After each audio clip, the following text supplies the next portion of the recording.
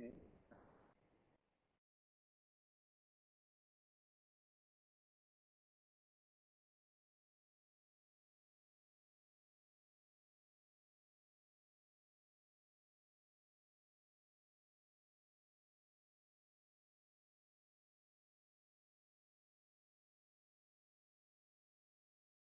Okay.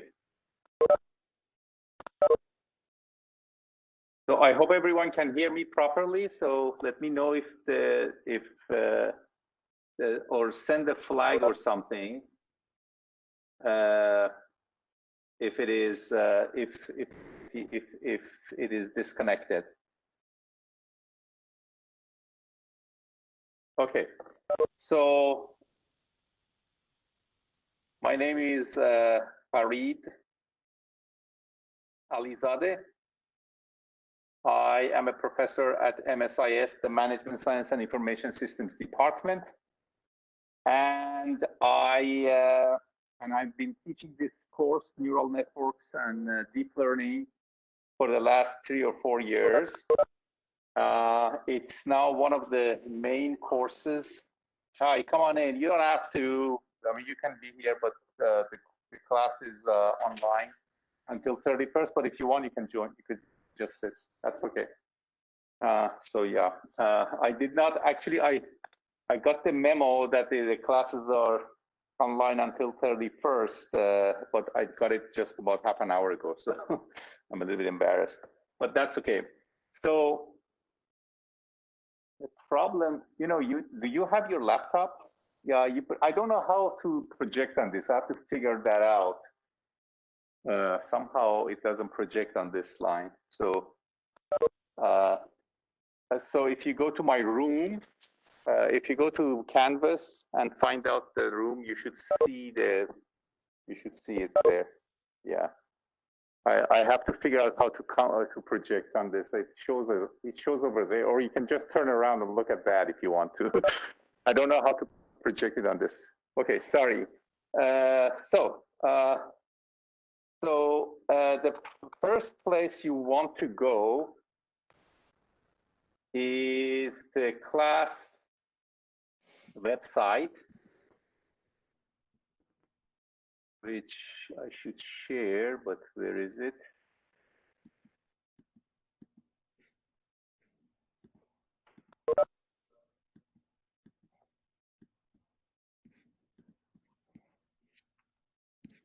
Okay, so here we are.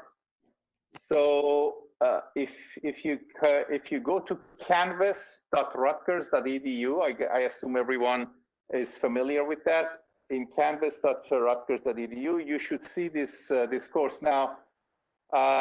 There are 2 sections. One is called Neural Networks and Deep Learning. It's 544, 635 or something like that. And then the other one is a PhD section, 26, 685 special topics, but I have merged the 2 classes into one. So you should be able to see this section. So you should see this thing. It may actually show as special topics as you know, like that. But that if you go inside, you will notice that both sections are in here. Okay. So that's the page you should see. Here I have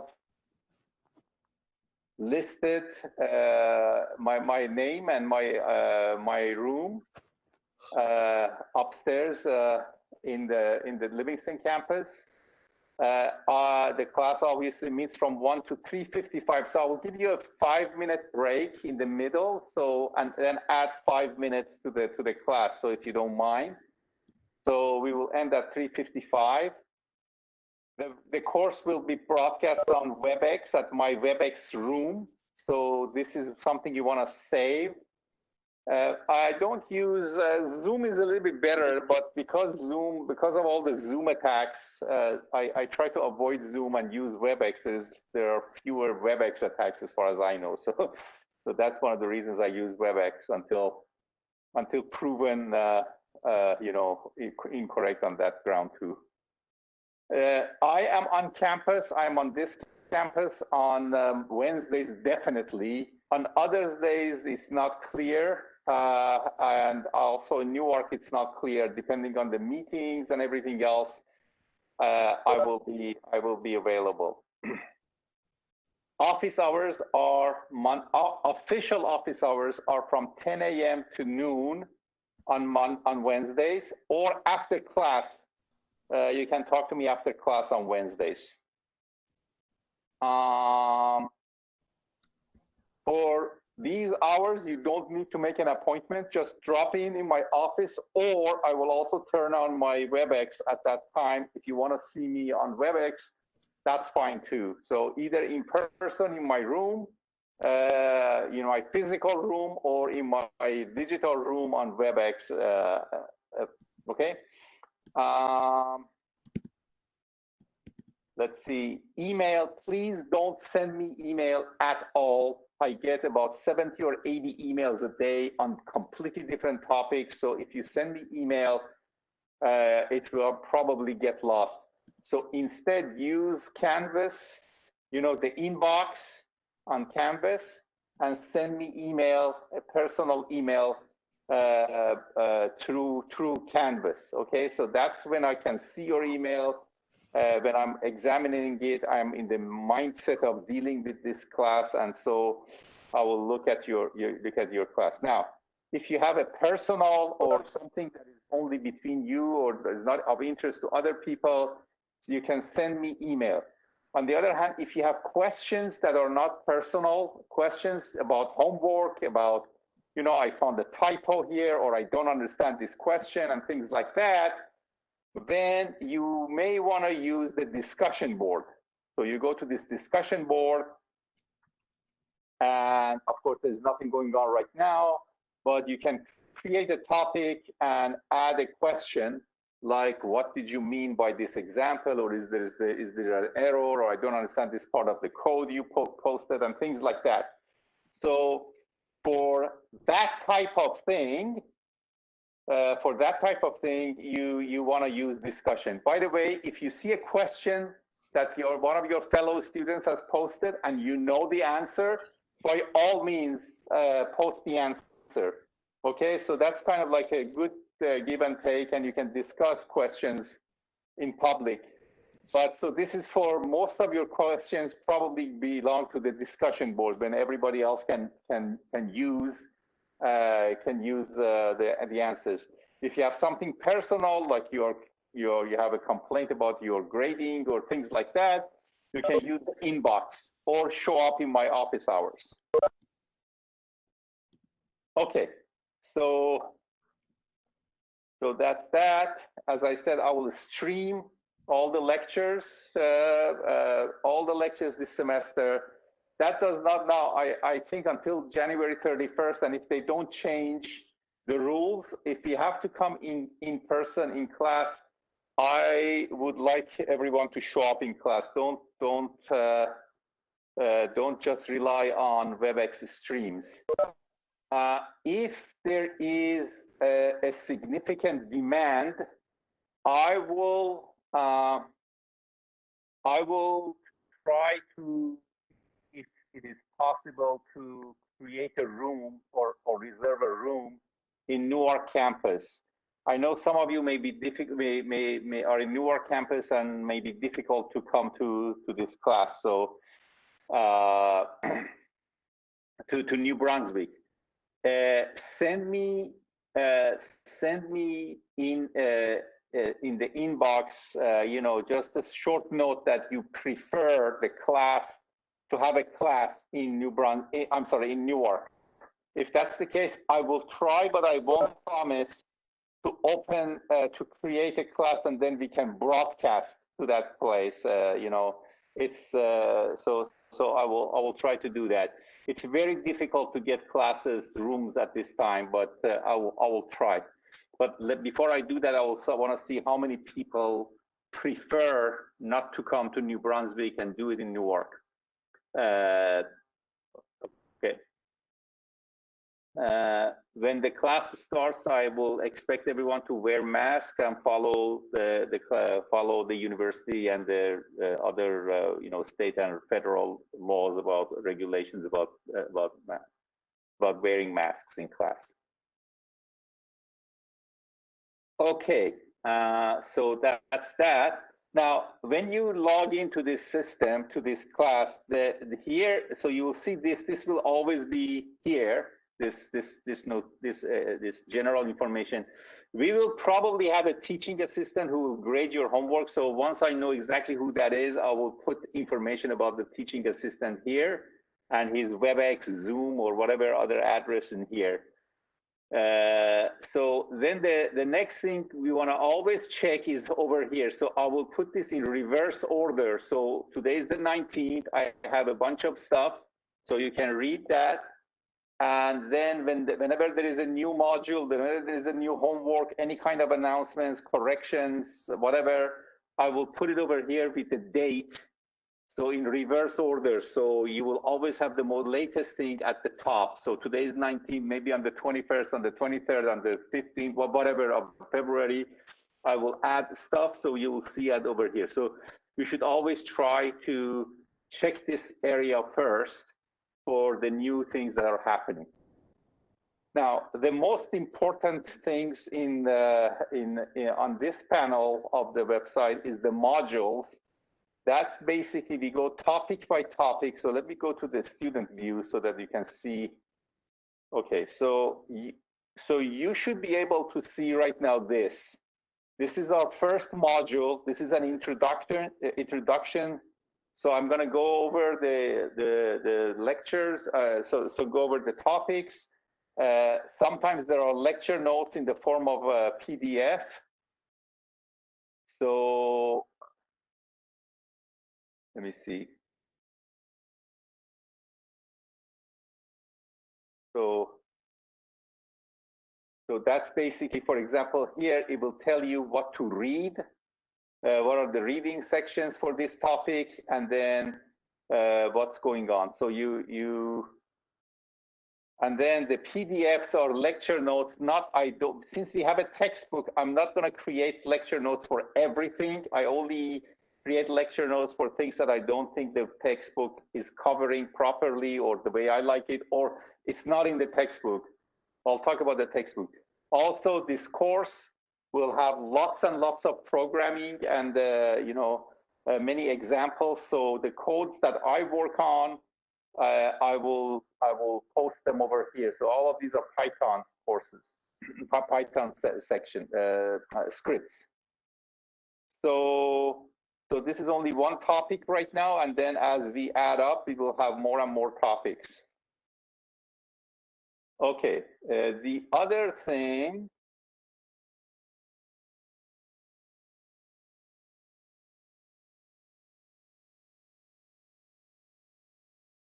Oh, I don't know what happened here.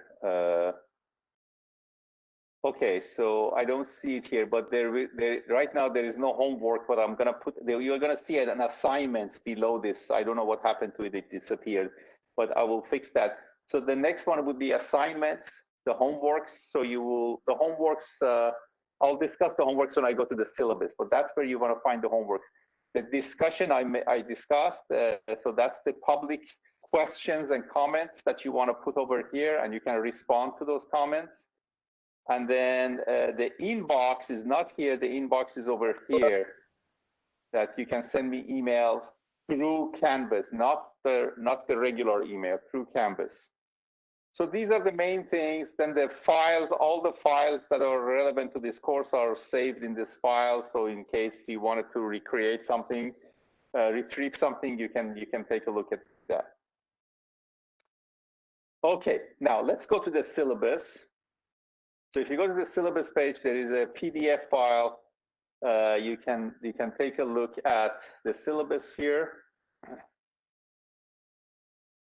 So as you can see, it will tell you the general, the course description, what will happen in the course, and so on.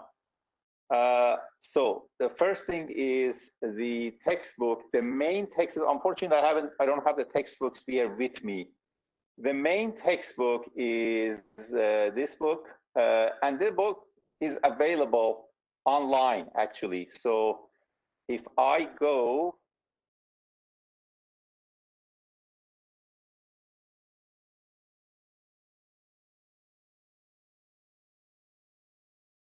it's here, no, is it here, no. Oh, there it is. Okay, so here is the page. I mean, the book is published. You can buy it, but fortunately, it's also available online. So you can just go to www.deeplearningbook.org. Okay, as I've given the list in the link in the syllabus. So, and you can actually read the book here if you want to. Okay, so that's one of the main books written by several of the main players in deep learning, and so each section is available. So I will assign readings from that. You can buy the book, or you can just read it off online from here, if whatever, and you can actually print. So, for example, if you go to this part, you can see, that's the pages, and so you can actually print it if you want to. Okay, so that's that book. The next book, very important. Those of you who took algorithmic machine learning last semester, you already bought this book, and we covered more or less the first 9 chapters. So for this course, we will have chapter 10 and on. So it's called Hands-on Machine Learning with Scikitlearn, Keras, and TensorFlow. So that book, I don't have it with me, but it is here. I should. Good. It's shared, I guess. So you can see that's the book, and then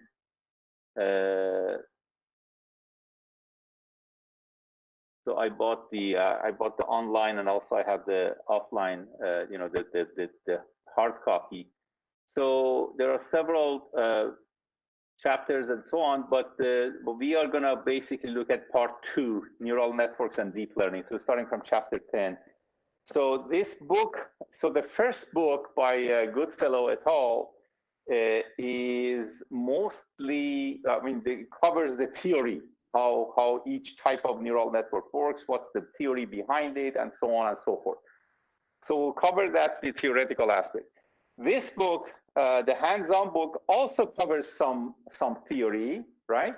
But it has, what is nice about it is that it goes over Python code using Keras. I'll talk about these terms, Keras and TensorFlow and so on, and gives you examples and gives you the code examples, so you can follow and learn from that.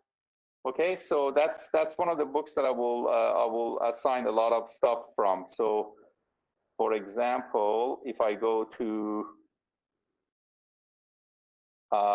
let's say, so chapter 12, so you can see it gives you information about how the Keras, for example, works, and then it also has code examples. So it will tell you, and you can play with that. I will cover some of this material, but it's very, very well worth it to study this carefully and at least follow.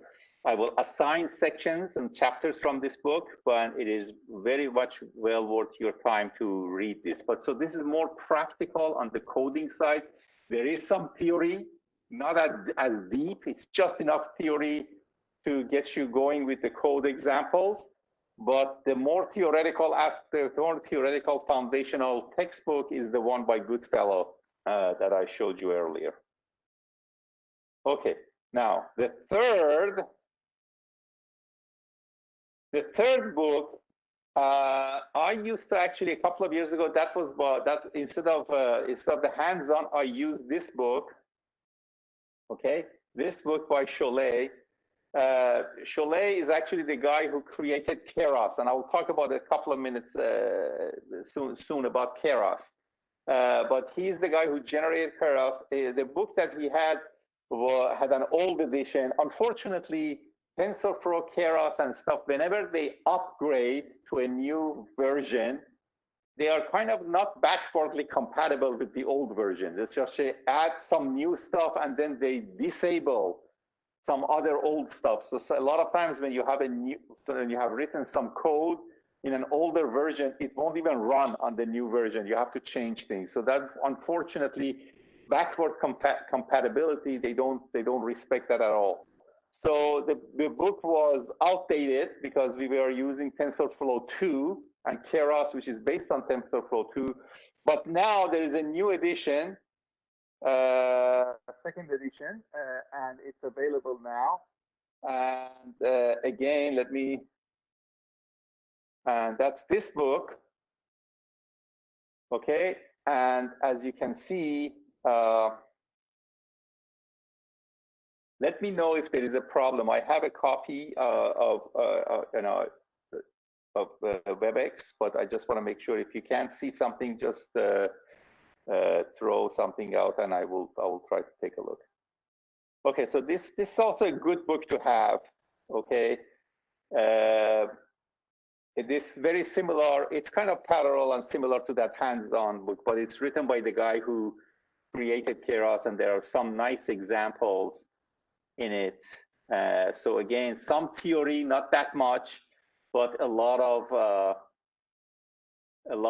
code and a lot of case studies and examples, which would be very useful. So these are the 3 books that are going to be our reference. I'm not going to cover everything on every book, but pick and choose from various sections and various chapters from each book. Okay, let's go back to the syllabus. So these are the books. So the prerequisite, now, let me tell you that we have, in the Meta program, we have greatly expanded our coverage of machine learning, data science, and so on. We have several new courses. New means that within the last few years, we have several new courses that cover machine learning topics. We have a course called Algorithmic Machine Learning that is offered in the fall, and it is kind of like a prerequisite for this course. Now, before you panic, those of you who haven't taken that course before, I will try to remind you or review those material from a general machine learning class that you need to know in the first couple of lectures. Also, deep learning, we can focus on it without having to take a machine learning class before, but it would be very, very helpful if you know something about machine learning, or at least in parallel, if you're taking a course like the data mining or something that gives you the basic notions of machine learning, that's very useful. Now, the course requires several things that you need to know. I mean, we don't go deep into this material. We just assume you know this stuff. So basic linear algebra, you should know basically at least at the level of what matrices are and how you multiply matrices and so on.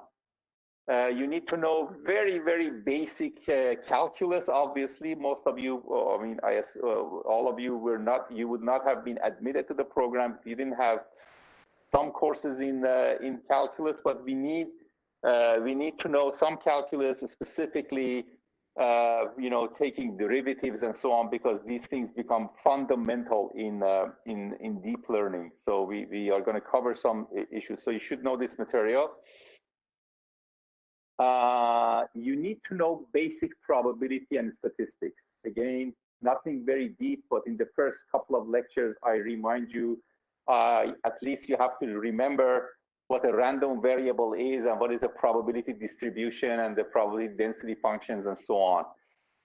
So if you have your old probability statistic textbooks, take it out of storage and dust it off and put it on your desk. You may have to review them or refer to them several times. A basic course on machine learning, it is what it is. It will be helpful, but I know a lot of you have been admitted or have started this semester. In the spring semester, you may not have had a course on machine learning. As I said, the flagship machine learning course is algorithmic machine learning, which is taught in the fall semester every year. If you have had that course, you are okay, good to go. If you haven't had that course, if you had something similar, that would be great. If you haven't had that, I will try to cover what is necessary in the first couple of lectures, but you should try to catch up with some notions. Also, you are expected to know the Python programming language. So I will write almost every course, every script is written in Python, and all the data, all the libraries, specifically TensorFlow, Keras, and Scikitlearn, a little bit Scikitlearn, a little bit Numpy, and so on, will be required. So, so you should know Python. Again, have your Python textbook or whatever other notes that you had in the past handy to refer to that. Okay. The rest is some regular spiel, and then we don't have an exam. So this, for the course, let me see. There is no final exam. There is no exam. Let me see. Where was the part that I said?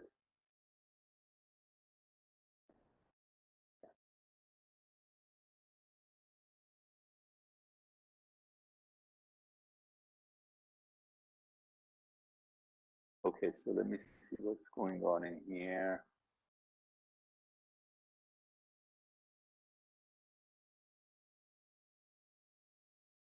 Okay, there it is, grading policy. So what you need, I'm going to give you 4 or 5, probably around 5 homeworks. These homeworks would be theoretical and programming. So there will be questions that you have to derive some formula or describe something or by hand or explain something. Then there are going to be questions that will ask you to look at some, download some data, write some code that does something, like a design a convolutional network or something and run it on this data and get the results and so on. So a lot of programming projects and a lot of theoretical questions. These are going to be in 4 or 5 homework. So that would be about 40% of your grade. There would be a final project. There would be a team project. So I'm going to assign teams of 3 people together. And then I will, in a few weeks, I will list a bunch of topics and data sets that you can choose from and have a final project. So you will have a final project which would be graded based on correctness, of course, but based on also how challenging they are compared to the other ones. So these projects are not going to be, I expect you to go beyond what I have covered in the class projects, in the simple homework projects. So it should be more interesting, more elaborate type of project. So I will discuss these projects later. Now, I will assign the teams. If there is a good reason that you want to be teammates with somebody else, for example, we have students, maybe somebody is from finance department and say, hey, my buddy is also in finance department and we want to do some project in finance, for example. So can we be teammates together and can we focus on a finance topic? I will consider that, and I will probably accommodate that. But generally, unless you have a reason like that, I will assign teams. Part of the reason is I used to allow students in the past. I used to allow students to choose their own teammates and so on, and also to choose their own project. But to make it a little bit more streamlined, and also I realize that a lot of you are here. You want to go and get a job at a year after you graduate.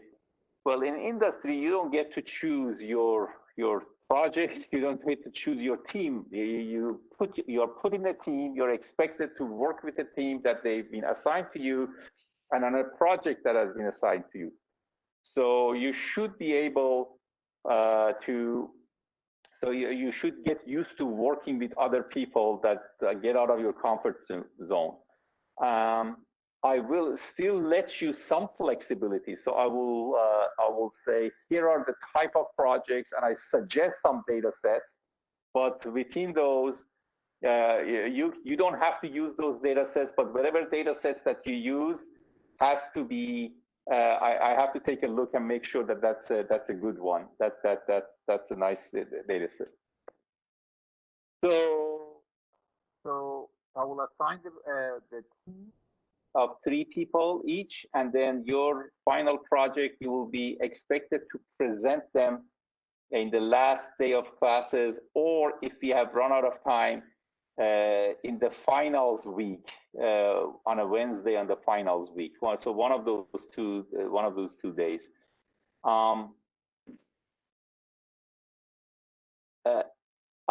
We have about 30 students in class, so we will have 10 teams, each one talking about 20 minutes, so that's 200 minutes. So I think that's okay. We can, 200 minutes is what, 180 is about 3 hours. So maybe I'll give you 15 minutes or so. So you should be able to pack the whole thing into one session. You will come and present your project in class in the last day of classes. Okay. So that's about it for the course overview and the syllabus. Any questions about that? Oh, by the way, I forgot to say that 10% of your class, your grade would be on class participation. So that means if you're participating in discussion boards, if you're asking and raising questions and so on. So it's a little bit of a wiggle room for me to do it, a subjective evaluation and help you out with your grade. Any questions about the class, about the topics and syllabus and so on? Yes, Professor. I'm currently auditing this class, and I wonder, how many time you spend on the homework every week, like the average level. I want to know that. So as I said, you're auditing the class? Yeah, I'm just trying things around, in the beginning of the semester. I'm gonna drop something and pick something. So we will have about 4 or 5 homeworks. So each one, so approximately every 2 weeks, we're gonna have a homework. Okay,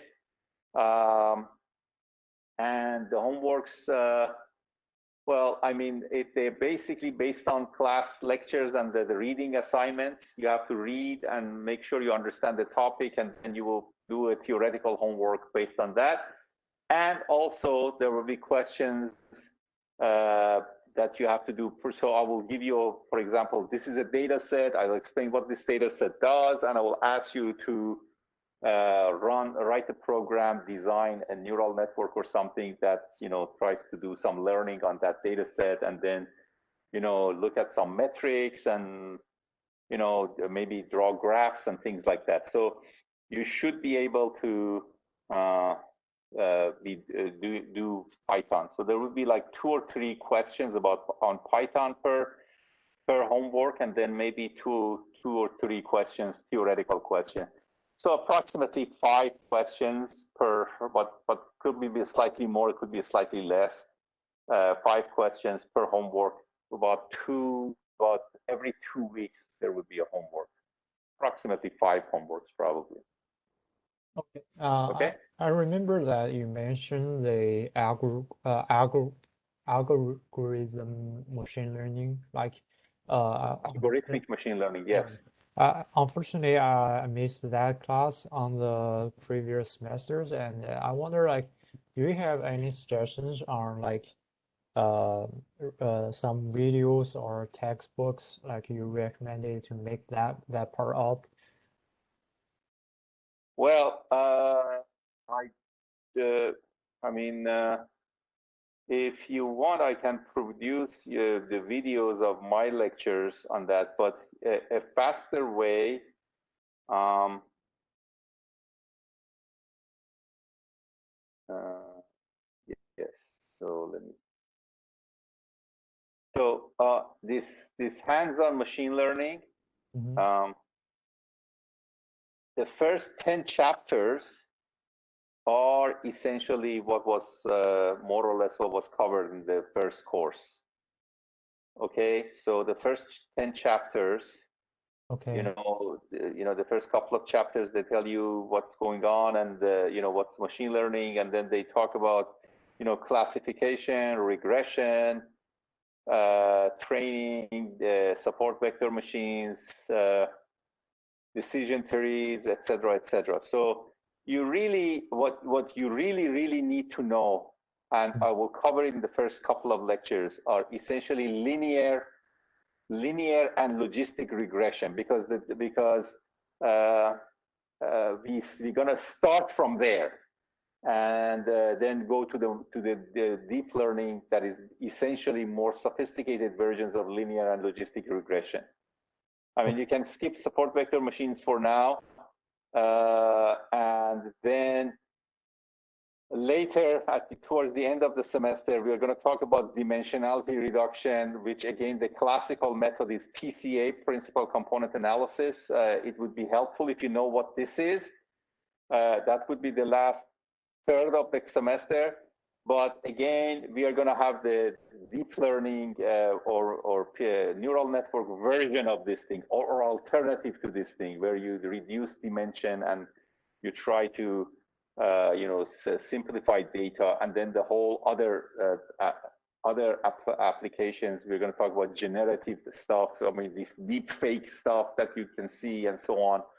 We're going to talk about all of that, but that depends on this PCA. Yeah, and then in the case of unsupervised learning, I forgot if they have like in anomaly detection. We're going to talk about how to do that using deep learning, and what was it? Yeah,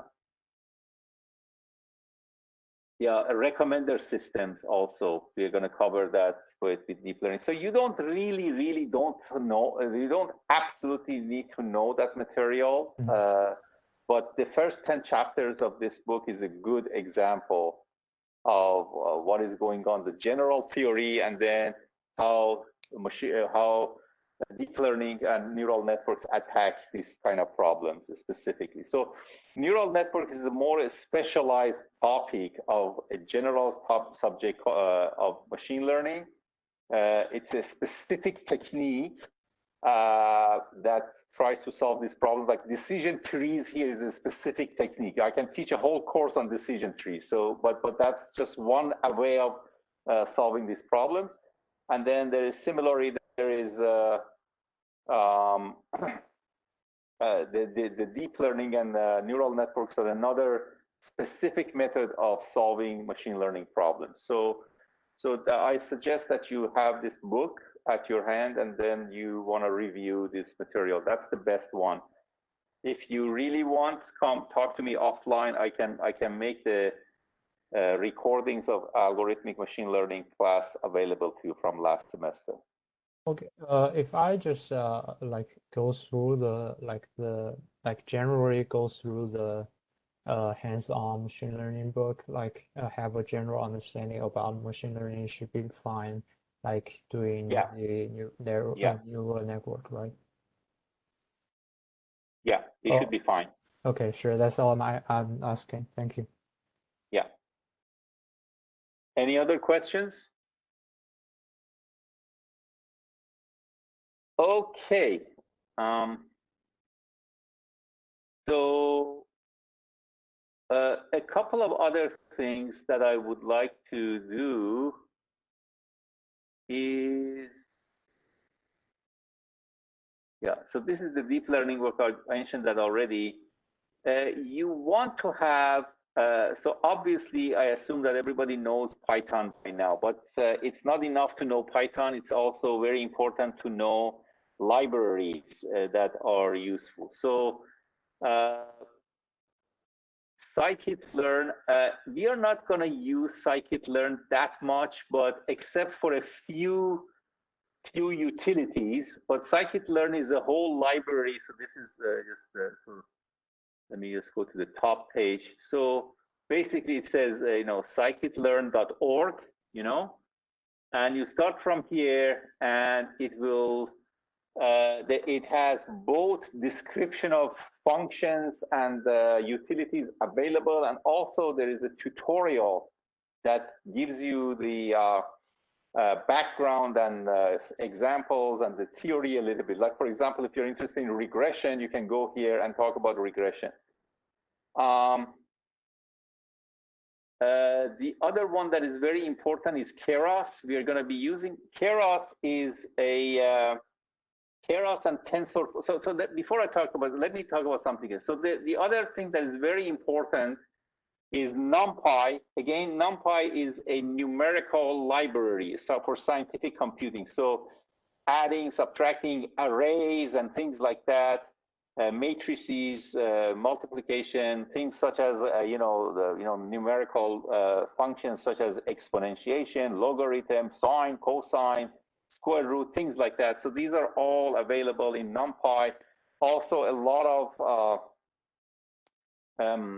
of random number generators, simulations, and so on. So that's another place that you want to go to, numpy.org.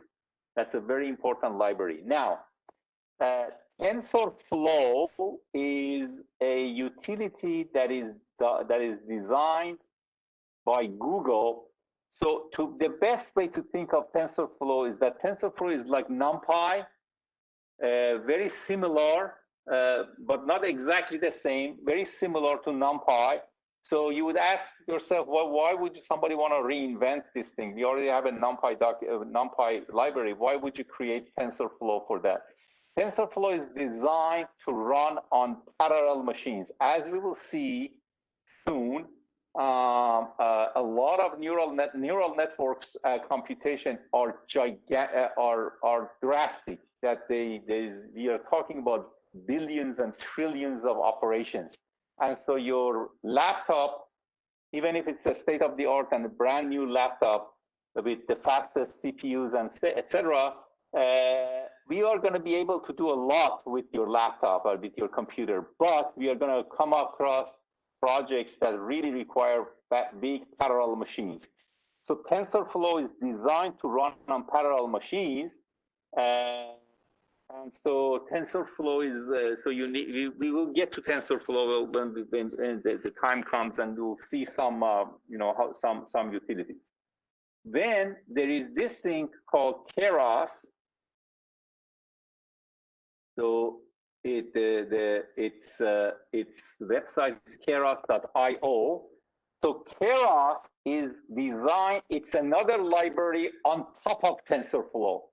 And Keras will make your life very, very simple. So basically, when you're trying to design a neural network or a deep network, you essentially specify the architecture, and we'll discuss all of these terms later. How is this neural network look like? How many layers does it have? How many items per layer, et cetera, et cetera? What type of layers? There are many, many types of layers. And then you just basically explain these things, and then the Keras will generate the TensorFlow code for your neural network. So it's in the stroke of a few lines of code using Keras, you can design very sophisticated, very, very sophisticated neural networks. and then you can run your code. And so it's very, very handy. We are going to be using it a lot, but you want to go to keras.io and start, start looking at it. Of course, make sure that you have loaded these libraries, TensorFlow 2 and Keras and other things, Scikitlearn and so on and so forth. You have to have downloaded and installed these things along with your Python and on your computers. So this is something you want to be. We are going to be very familiar with very soon. So this is just a good library to start with. Okay. So if there is no other question, let me start the lecture. So any questions about this? There is another one, of course. We are going to have a lot of graphics, drawing curves and scatter plots and stuff. So you wanna also check out Matplotlib. That's the main graphics library in Python. Okay, at the one that we are using. I should tell you that Keras is not the only option. There is PyTorch. That's another one that is completely independent, but that also essentially is a different library that does more or less the same as Keras and TensorFlow. I haven't covered PyTorch in my class, but once you know one of these libraries, you should be relatively easy to learn the other one if that's necessary.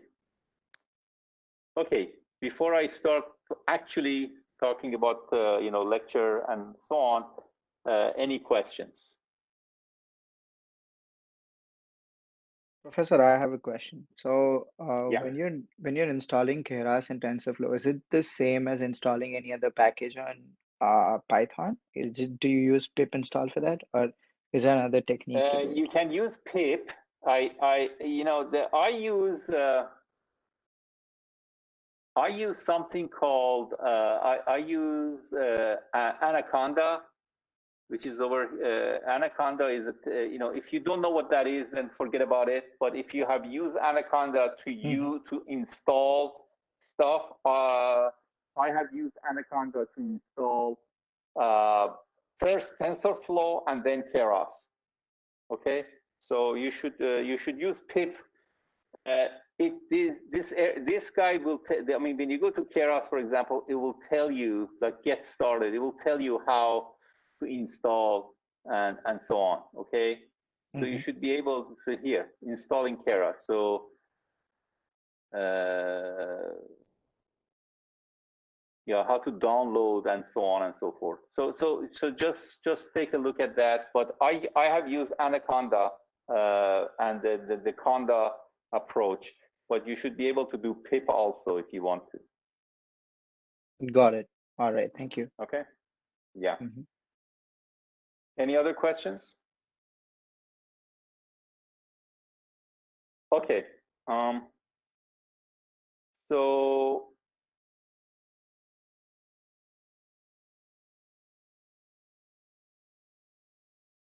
So now in the first couple of weeks, I will overview two things. One, basically, this is the theoretical foundation of what is called supervised learning, which is basically regression and classification.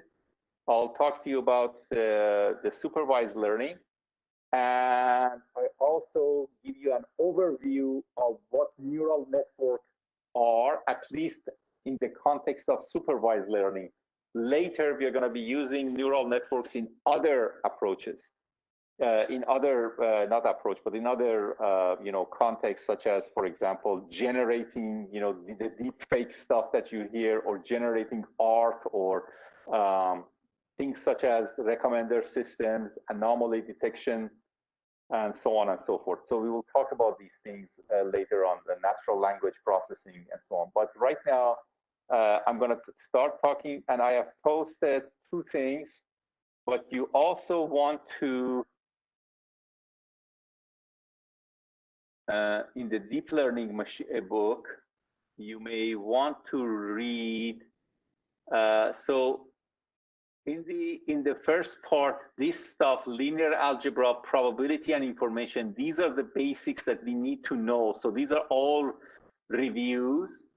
And then in the fourth chapter, numerical computation, we will cover this. And then the machine learning basics is, again, a quick review of what machine learning stuff is before you start talking about deep networks and so on. So these 4 chapters, linear algebra, quick review of linear algebra, quick review of probability, quick review of numerical computation, and basic review of machine learning. These 5 chapters are essentially reviews. So you want to take a look at these in the first few weeks, first couple of weeks. So in oops, yeah, sorry.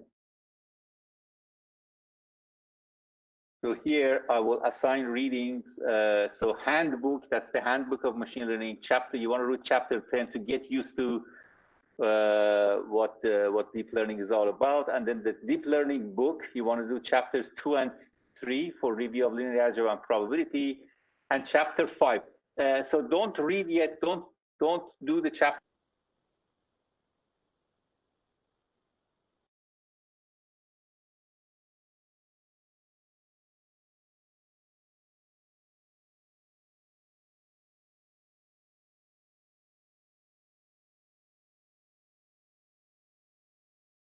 Hello, Professor, you got lost.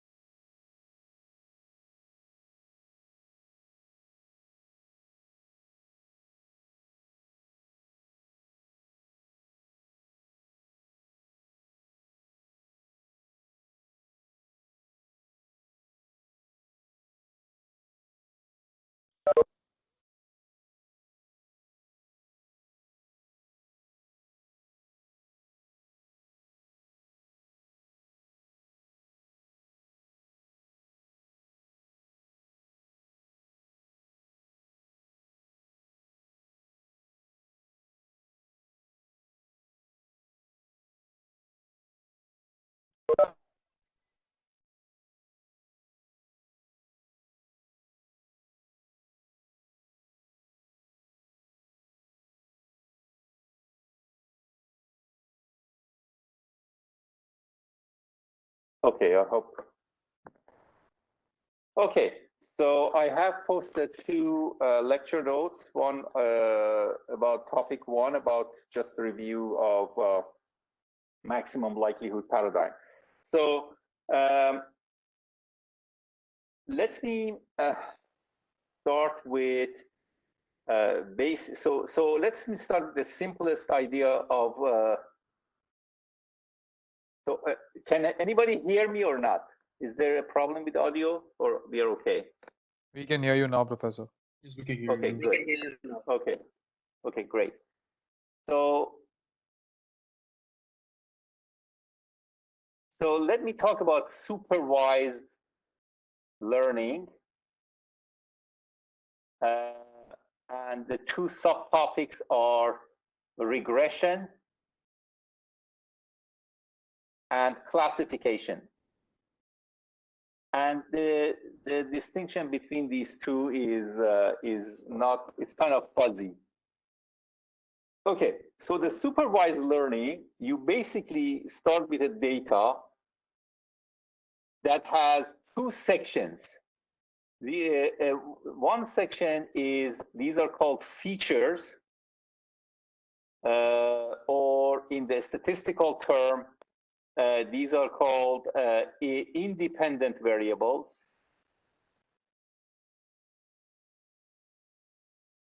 And we usually generically use the letter X for them. So X1, X2, etc., X sub D. Okay, so these are features. And then there is another set of variable called targets, or sometimes response variables, or sometimes dependent variables.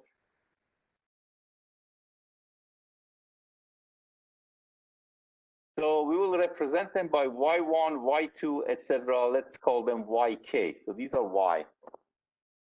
So the data looks like this. So here's your data.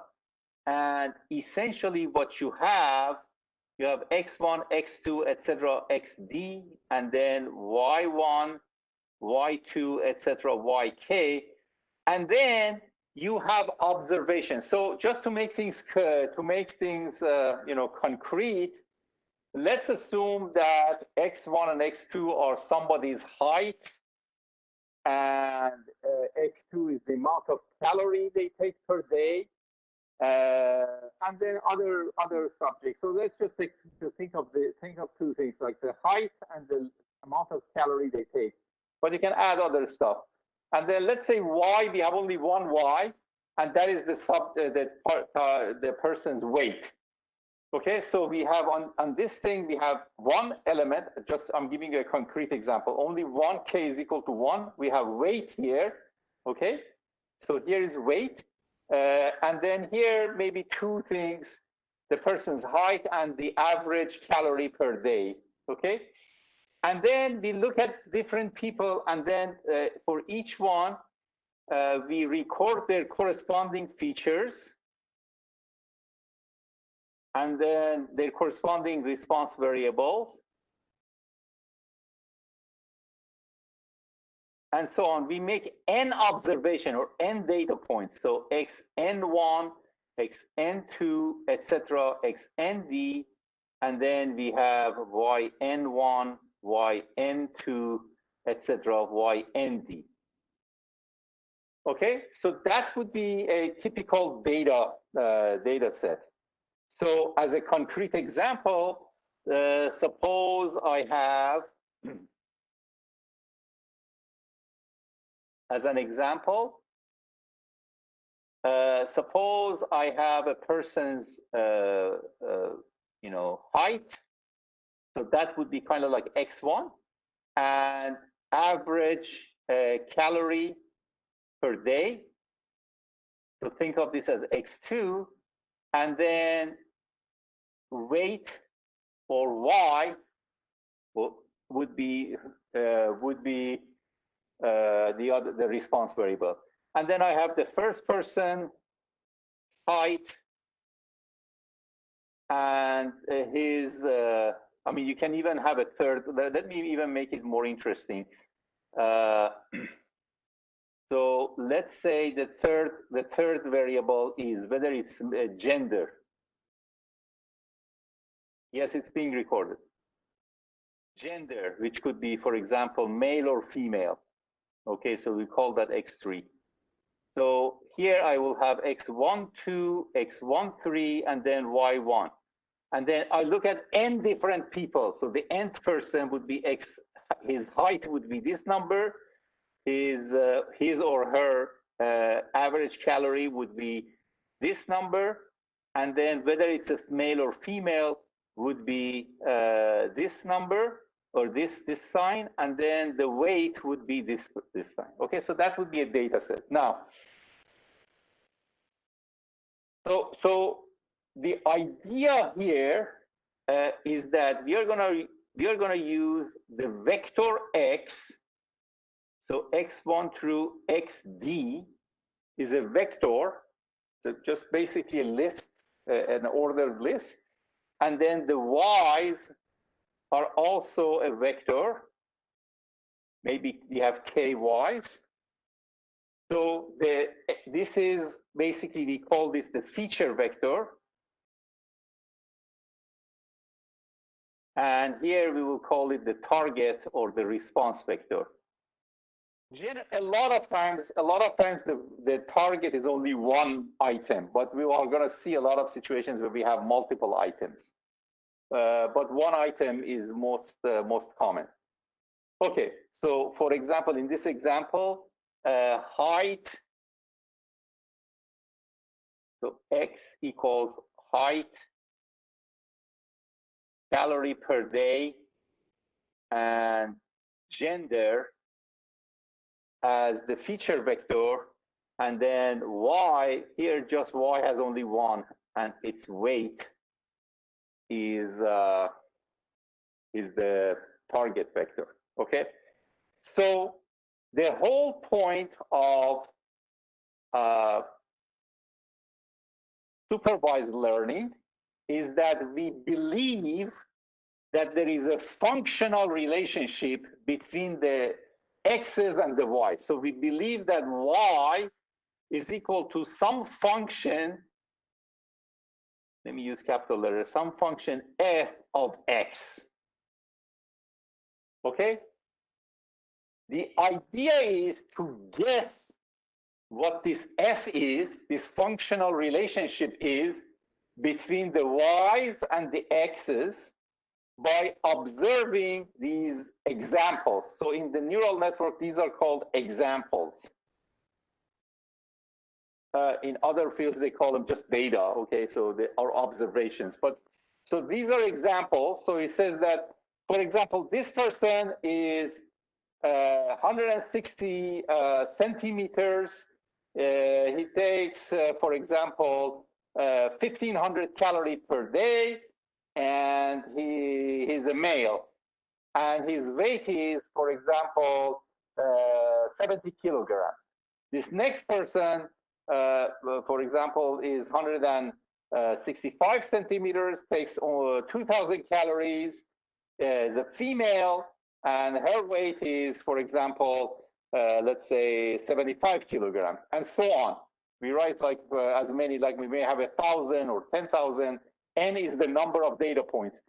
We have several, many people, and we record these values, and then from this data, we believe that y depends on x in some to some functional relationship. And the goal of supervised learning is to estimate what this f is. Okay, so that's the supervised learning. Now, so for example, so the question is, how do you have f? So generally, we have a model. Okay, we believe we know general shape of the function f, except that it requires some parameters. And then using those, so the whole point then becomes discovering those parameters. So to give you an example, suppose we believe that a person's weight is equal to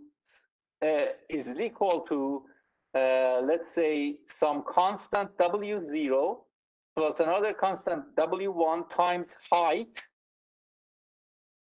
plus another constant W2 times calorie per day plus another constant, so W3 times gender. Okay, now, so if we believe that the function f looks like this, except that we don't know what these w's are.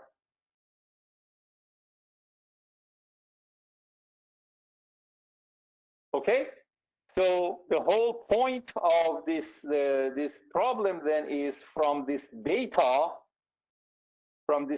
set, and assuming that the model is like this, and this is just one example of one model, not all models look like this. So this basically is called the linear model. It's called the linear model because notice that the weight is a linear function of height, calorie, and gender. Okay, so a constant times height plus a constant times calorie plus a constant times gender defines what weight is. So we believe such a relationship exists, maybe correctly, maybe incorrectly. We'll discuss all of this later. But assuming that this is the model, which is a linear model, then the whole problem reduces into computing what the W's are. Once I know the W's, like this is 10, this is 12, this is 13, what So you have to find out what this is. Then I know the exact formula that connects the y to the x's. Okay, so this would be x1, this would be x2, etc., x3, and so on. Okay, so in general, the linear model believes that y is equal to w0 plus w1 x1 plus and so on plus wd xd. Now, if you have several y's, then you have several y's, so then this would be y1, then y2 would be, so I will call this w10,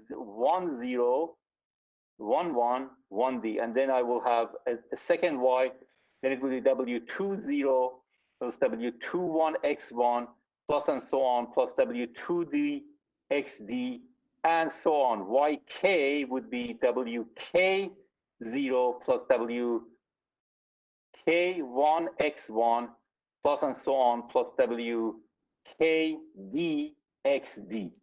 So this type of thing is an example of a model which is a linear model.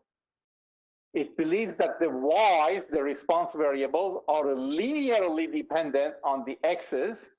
And then if you believe such a thing, then the whole job, then the rest of your task is to estimate what these w's are. Once you know what the w's are, then you're done. Then you know completely the model. Now, what is it good for? One application is what is called generalization, or equivalently prediction. And that is that once you have estimated what the W's are, now I have a new person comes in. And this new person has, let's say this new person has a new height plus a new calorie per day, plus a new gender, maybe male or female. Okay? Now, having discovered what the W's are, I just plug into this formula, and then I can guess what this person's weight is. Okay, so that's for prediction, or for what's called generalization. So the first idea is from the data, you learn the parameters. These W's are called the parameters, the unknown parameters of the model. So going back first, you first assume or impose a model. Okay? So in this case, we assume linear model. Why linear? Why nothing else? We can discuss that. For now, let's assume that that's a reasonable model. The next is from the data, you estimate the W's.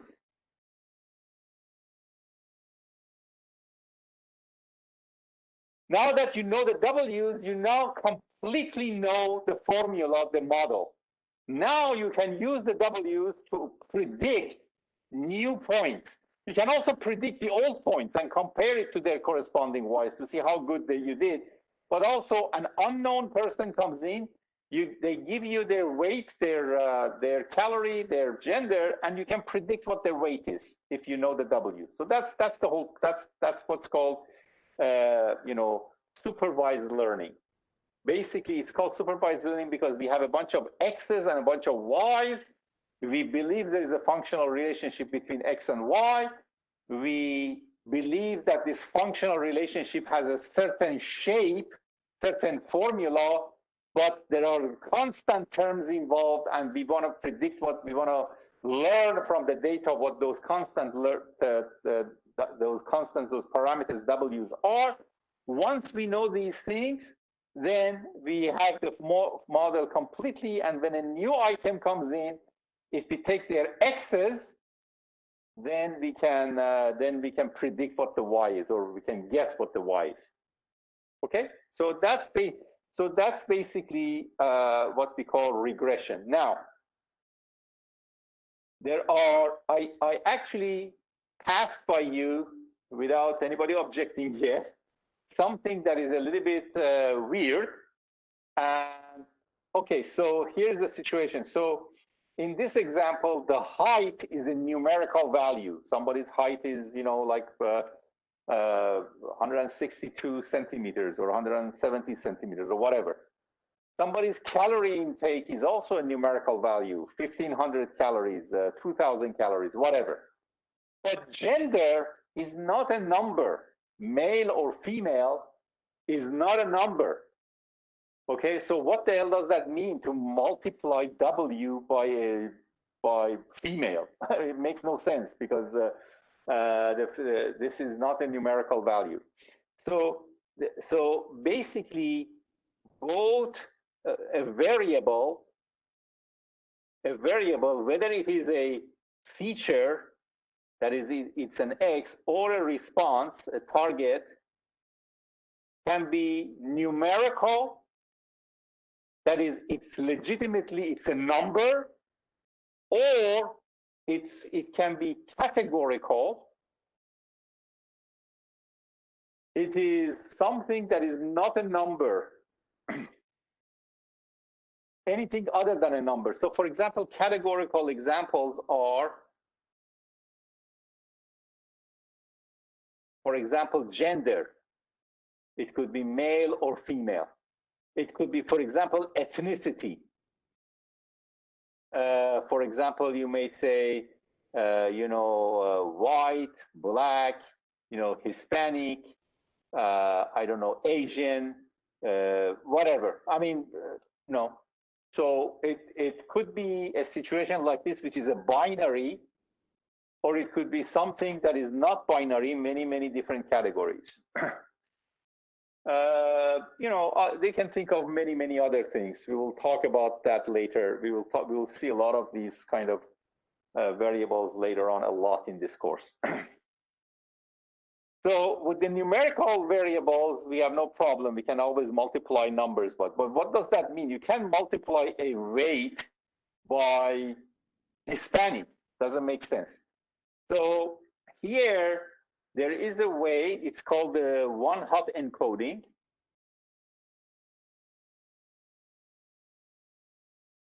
And that is where you take a categorical variable, which has, so if you have a categorical variable,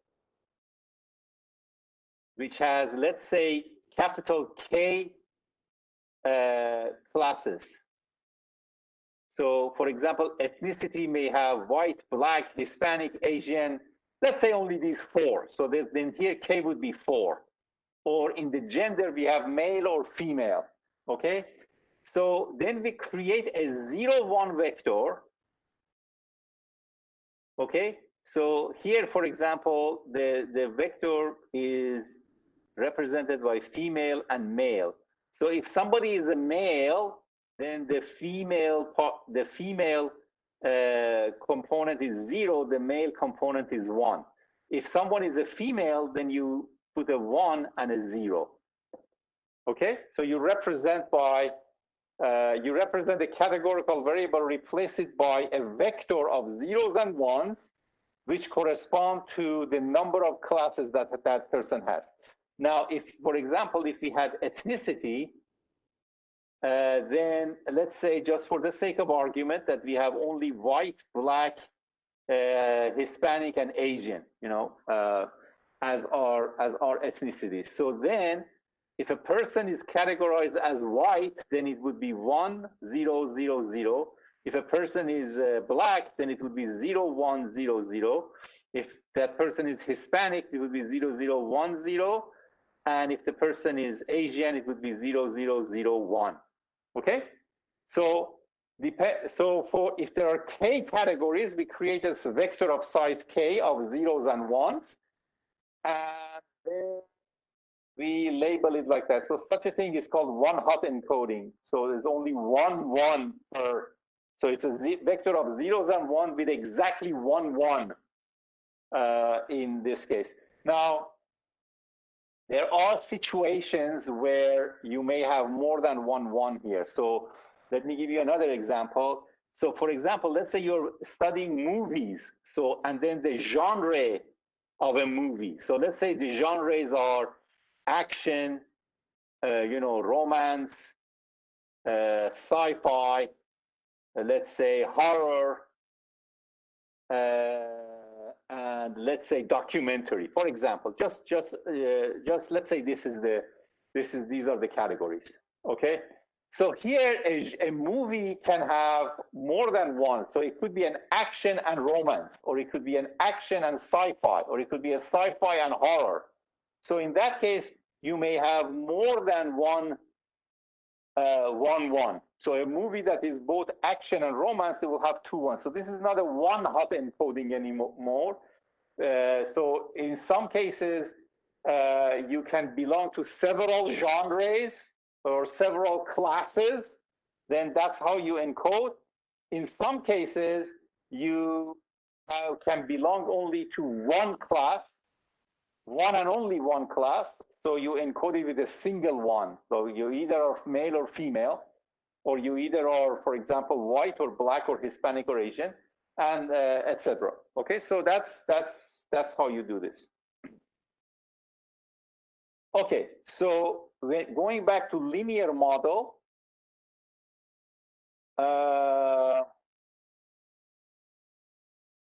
right. So here I cavalierly wrote as gender, but what you need to do is to write whether it's a male or female. So you replace this with a vector of zero, G1, G2, and then you will actually have a W3 and a W4. Of course, here, if you have to belong to one and only one class, then you don't need K, a vector of size K. You only need a vector of size K minus 1.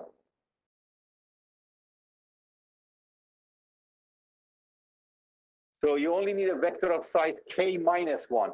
Because if I know that that person is a male, then I know that that person is not a female. Or if I know that person is female, so if I know K minus 1 values, the Kth one is forced. So here, for example, in the ethnicity part, if I know a person is white, then I know that it is, well, let's go the other way. If I know the person's white value, black value, and Hispanic value, then the Asian value would be forced. Okay, if like for this person, I know that person is not white. This person is not white. This person is not black. This person is not Hispanic. Therefore, that person must be Asian. Okay, so you need only 3 out of 4, and the 4th one is forced. So essentially, if one of these X's is categorical, one or more, doesn't have to be just one or more of these X's are categorical, then you replace it with a vector of size K minus 1, essentially. And then you will have to have a separate weight for each one. So here, gender, let's say I only have gender for female. So the question is that whether this person is female or not. I don't need the male anymore. The value of female, if that person is male, the gender GF would be 0. If the person is female, the GF would be equal to 1. The male variable would be redundant. If I know whether that the GF, the GM is redundant, whether it's male or not is redundant because it will force. And then, but the only thing is that this is a 0-1 variable, but that's okay. We still can fit it into a linear model, and then from here on, everything else is like as before. So this one-hot encoding is a trick to turn a non-numerical object, a non-numerical variable, into a numerical variable by replacing it with a vector of values for each class, a separate item, and then it would be a 0-1 vector. Any questions about this? Everyone understand what's going on in here?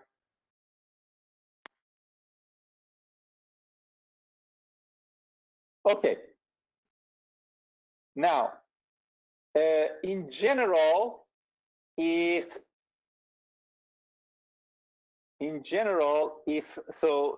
let's go to the case where we have only one variable. Y is a function of x1, x2, etc., xd, and from now on, I am assuming everything is numerical. Even if something was non-numerical, we assume that by this one-hot encoding trick, I turn into a 0, 1, and then this is what we get. Now, so that's for these. Now, if this y is numerical, then we call this a regression problem. If y is categorical, so it is also possible that y is a categorical, is non-numerical. Then we call this a classification problem.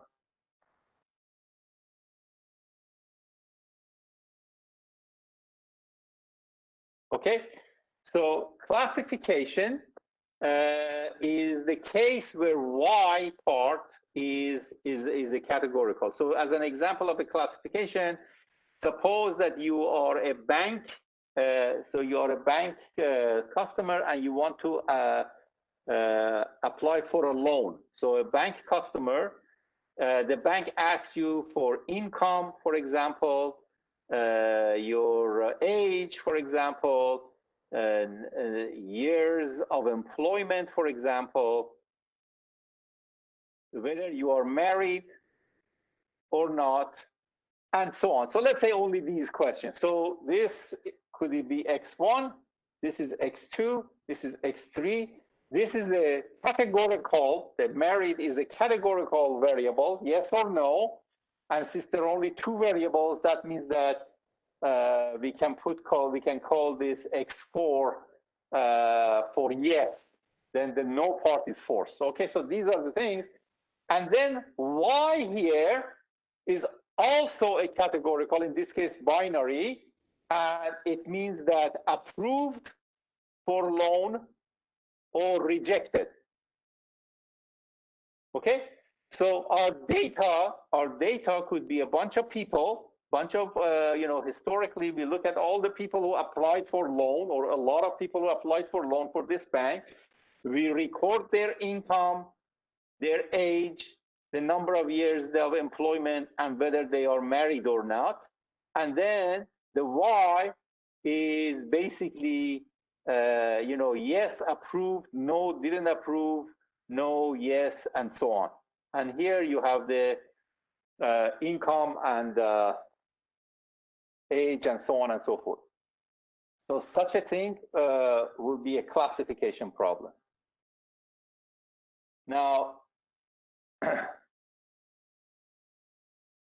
so it seems weird now. I'm going to have a function like this, where the output of this function, it takes a bunch of stuff, some numerical, some non-numerical, but the non-numerical guys, we transform them into numerical. And then the output is basically a non-numerical object, like yes or no, okay? Or later on, we are going to see in in pattern recognition, for example, we may have 10 categories of objects, like 10 categories. Let's say you have pictures of 10 different animals, horses, wolves, cats, dogs, etc. So we have thousands and thousands of pictures of these 10 groups of things. And then we want to have a situation where we have a new picture, and we have to guess whether it's a cat or a dog or a horse or a wolf or something like that. So it sounds like it is a little bit weird that this function is going to be outputting something that is not a numerical. However, and this is why I say that the boundary between classification and regression is fuzzy, what most of the time, not always, but most of the time, is that if the Y category has, Y1, Y2, YK, okay? So if the Y category is categorical and has k different possible values, the regression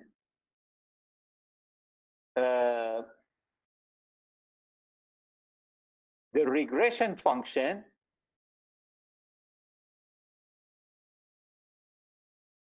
produces the probability that y is equal to y1, the probability that y is equal to y2, and so on, the probability that y is equal to yk. Okay?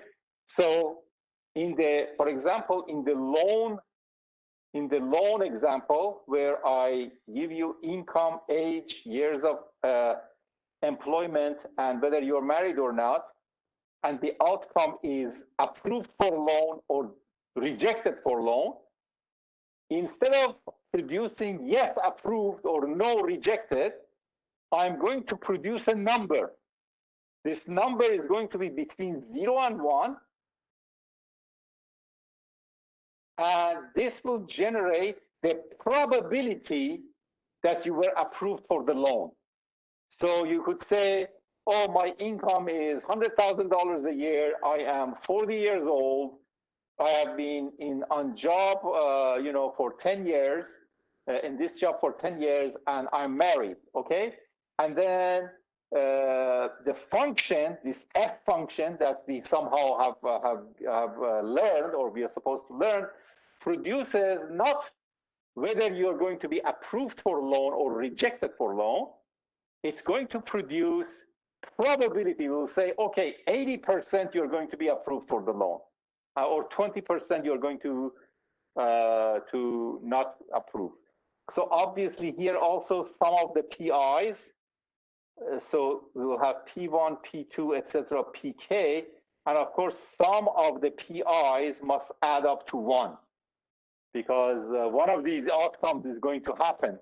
So you have to say what is the probability that each one of these are going to happen. So this is the output of a classification. So at the end of the day, both classification and regression problems generate numbers. In the classification version, the numbers are specifically the probability of which class that you are going to happen, that going to occur. Okay? Any questions so far?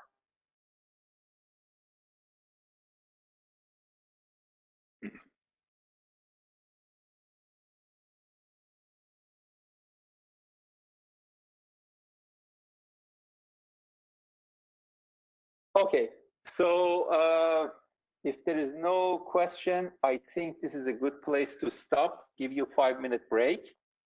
And so please, right now it's 2:30, so come at 2:35 to resume the class.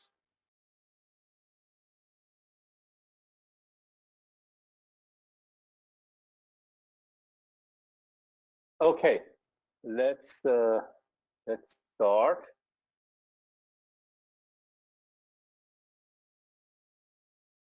Okay, so basically, in general, what we have is that so we have a y as a function of f, which y depends on x1 through xt, the features. And then I'm going to use this notation, and it may require a bunch of parameters. Okay, so this notation basically means that the functional form of the function f is known, or we assume it is known. So this is called the model, but the parameters are not known. And through the data,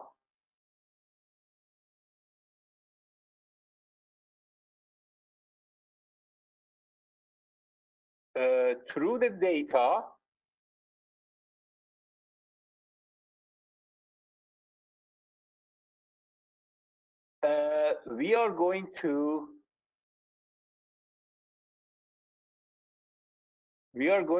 estimate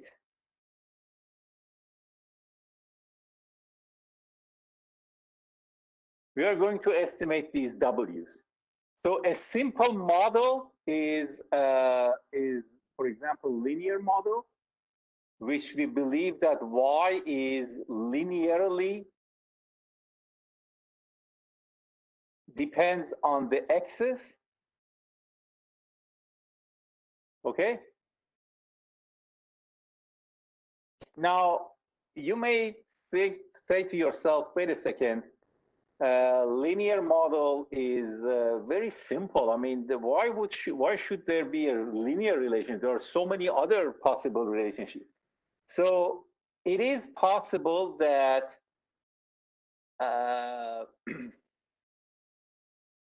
so we are talking right now about regression. It is possible that we have this linear model to represent more complex situations. So to give you an example, suppose I have a data set. Let's say I have only one x and one y. Okay. And so the data, I can now visualize this data. So the data is basically, here is x, here is y, x1, y1, x2, y2, etc., xn, yn, right? So I have this data, and I can actually show this on a scatter plot. So here is x1, here is x2, here is x3, and so on. So I may have a situation like this, okay? So a linear model, by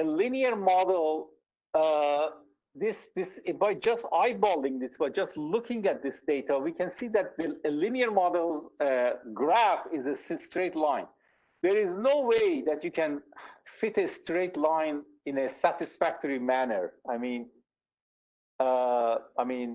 you know, well, how am I going to do that? I mean, if I do it like this, then all of these are wrong. If I'm going to do it like this, all of these are wrong. I mean, there is no way to represent this by a linear model. However, you can see that, for example, you can represent this by a curve like this. Okay, so this is not linear. How can I learn? How can I fit this? So the idea here is that what you do is that you do what is called the feature expansion. Okay, the idea here is that the original x, this is called the input variables. So input variable is what the data gave you. But now that I have x, so for example, suppose I create a model that says y is equal to w0 plus w1x plus w2x squared. Now, if the x squared, as its name gives, is essentially x raised to power 2. So it can be easily, so I can easily compute this, right? Because here's my data. I have x, so I can actually create x squared by just squaring everything. Okay? So now, once I have x and I have created x squared, now I can completely ignore the fact that this came from a squaring the first part.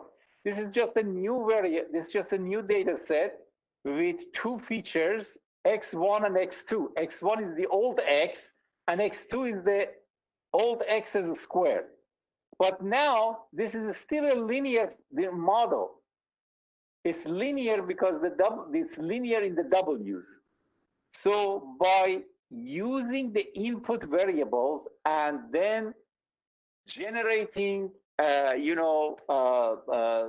creating functions of those variables, I can actually fit this into any. I can basically represent any function that I like as closely as I like through this so-called linear model. So it is called linear not because of x's, but because the formula, the unknowns, the w's, the parameters are linearly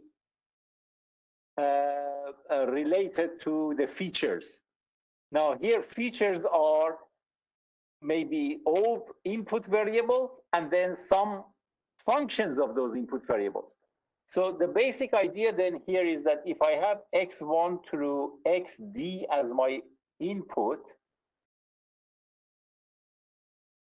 features, I can create, so let's call this the vector x.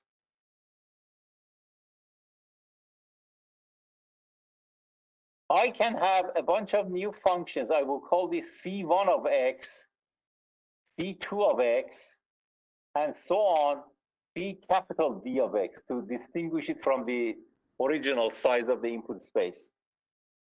And then I can have my y, and I can now have a model that says y is a function of w0 plus w1. I don't even want to write w0. Let's call this w1 phi1 of x plus w2 phi2 of x, and so on, plus w capital D phi d of x. Okay? And then everything is as if it is again a linear model, and the same techniques that I haven't explained what the techniques are, but you can still calculate. Okay. Now, so for example, as an example, let's assume that phi I of x is x raised to the power I. Okay, so then if I have an x, then I can have x to the 0, which is 1, x to the 1, x to the 2, all the way to x to the capital D. Okay, and then this would be a polynomial. So f of x, f of f would be a function of 1, x to the 1, x to the 2, etc., x to the d. But this is essentially equal to w0 times 1 plus w1 x1 or x to the 1, sorry. So which is x plus w2 x squared plus and so on w cap d x to the d. And so this could be my model. I believe that my function is a polynomial of degree d. Now, why polynomial? Because there is a theorem in math, in mathematical analysis, which says every reasonable function, and I'm being very loose here, so you can replace reasonable with, for example, continuous function, any function that is continuous, but other things are available, can be arbitrarily closely approximated by a polynomial of sufficiently large degree.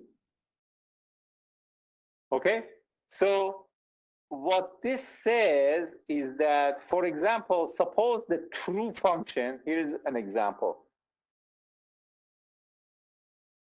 Suppose the true function y is something like e to the x plus 3e to the x plus 5 cosine of x squared, some weird thing like that. So suppose this is a true function, and then my data the data is generated by, I have a bunch of x's and then the corresponding y, and then usually also the y is a random error is added to it. So y is actually, so x1, y1. So y1 is actually 3e to the x1 plus 5 cosine of x1 squared plus an epsilon, which is a random error, just a jiggling of the data. And then the same with x2, y2 plus some other error, and so on, xn, yn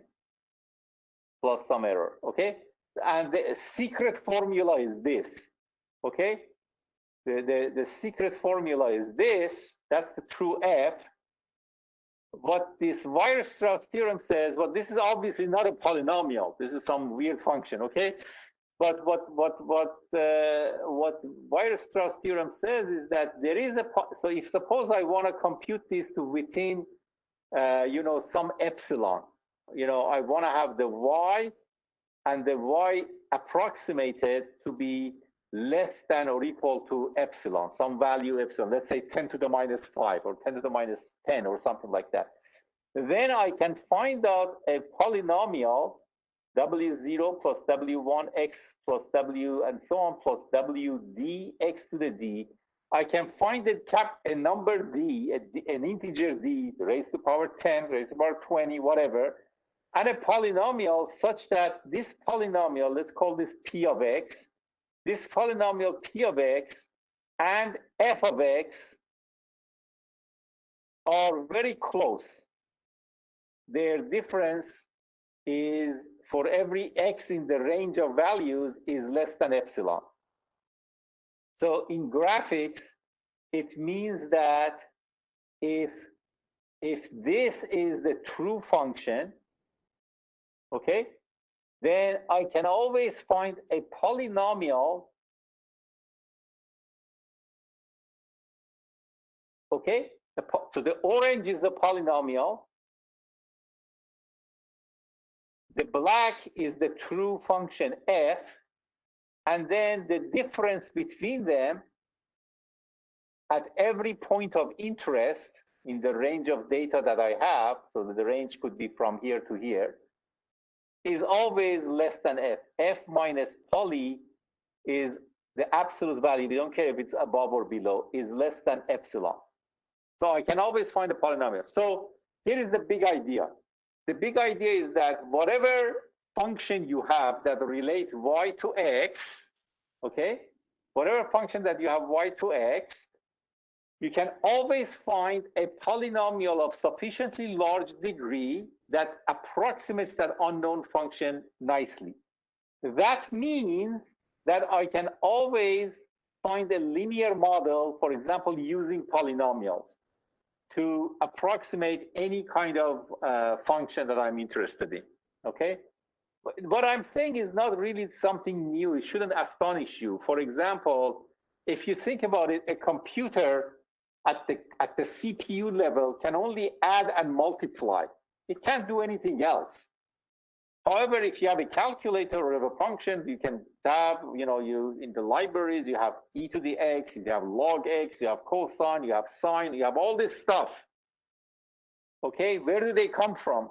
Well, all of those are actually encoded by a polynomial that is very close to e to the x, or a polynomial that is close to log x or to cosine x or whatever other function that I'm interested in. And a polynomial, if you look at a polynomial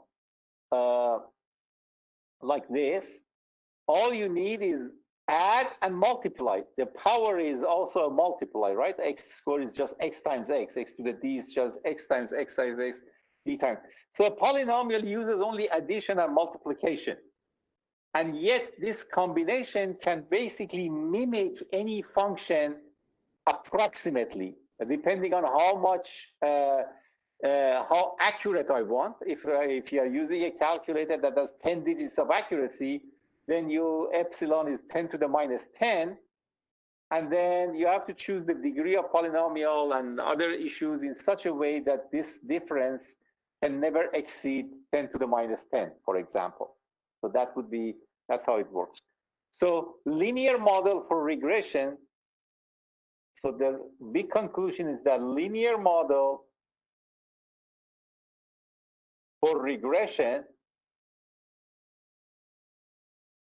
of any reasonable unknown function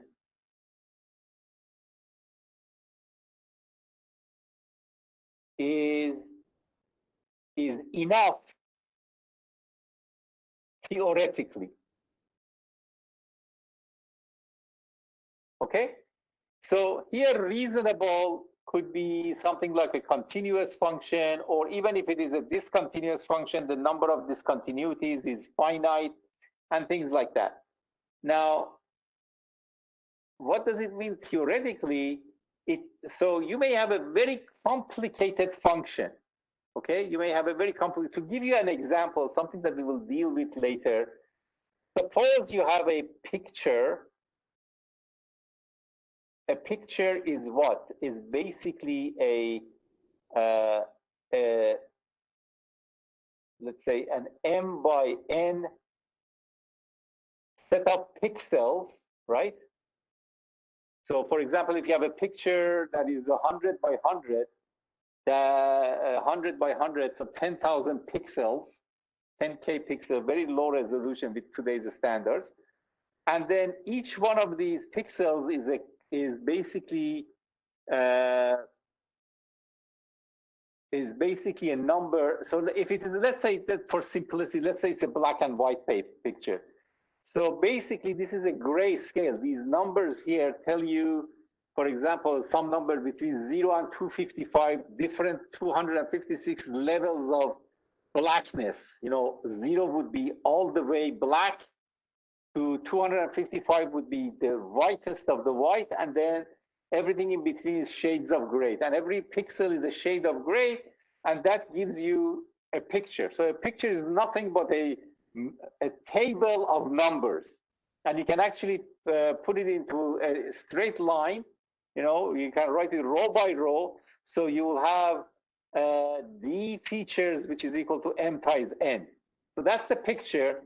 And let's say a regression is this is a picture of a scene, and you want to know for each pixel the depth of that pixel. In other words, how far it is from the camera.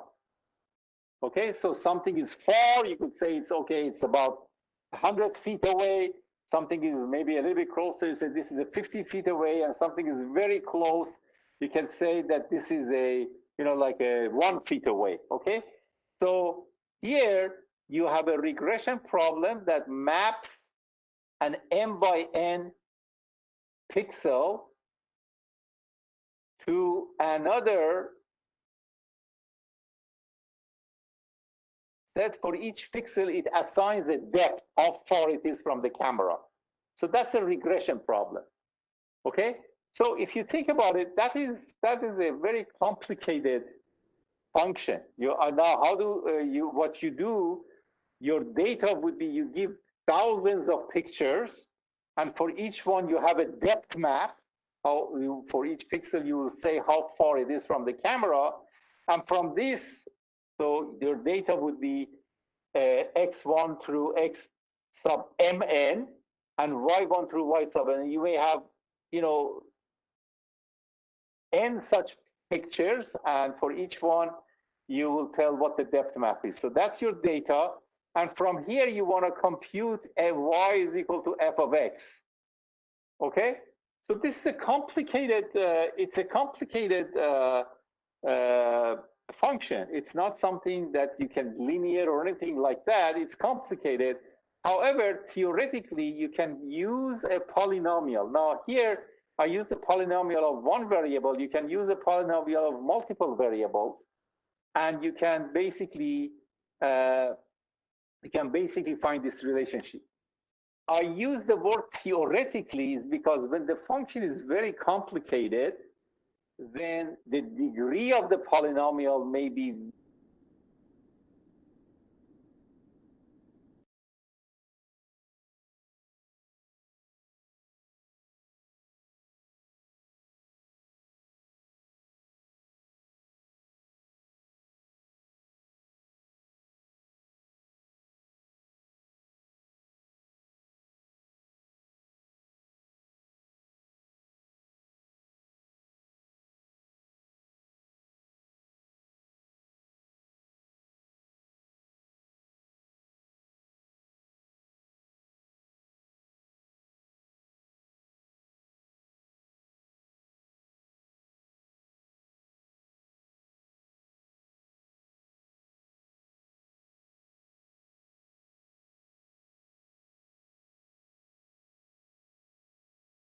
Okay, we were disconnected for a few seconds, but that's so basically the idea here is that the functions that we are trying to learn can be very, very complicated. And while polynomials theoretically, through this Weierstrass theorem, can approximate them, we may have to have a very, very complicated polynomial. We may have an exponential number of weights, and that causes trouble. Now, polynomials are not the only type of way to generate all functions. There are other kind of basis functions.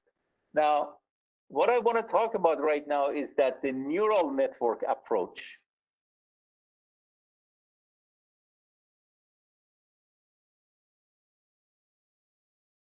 Okay, so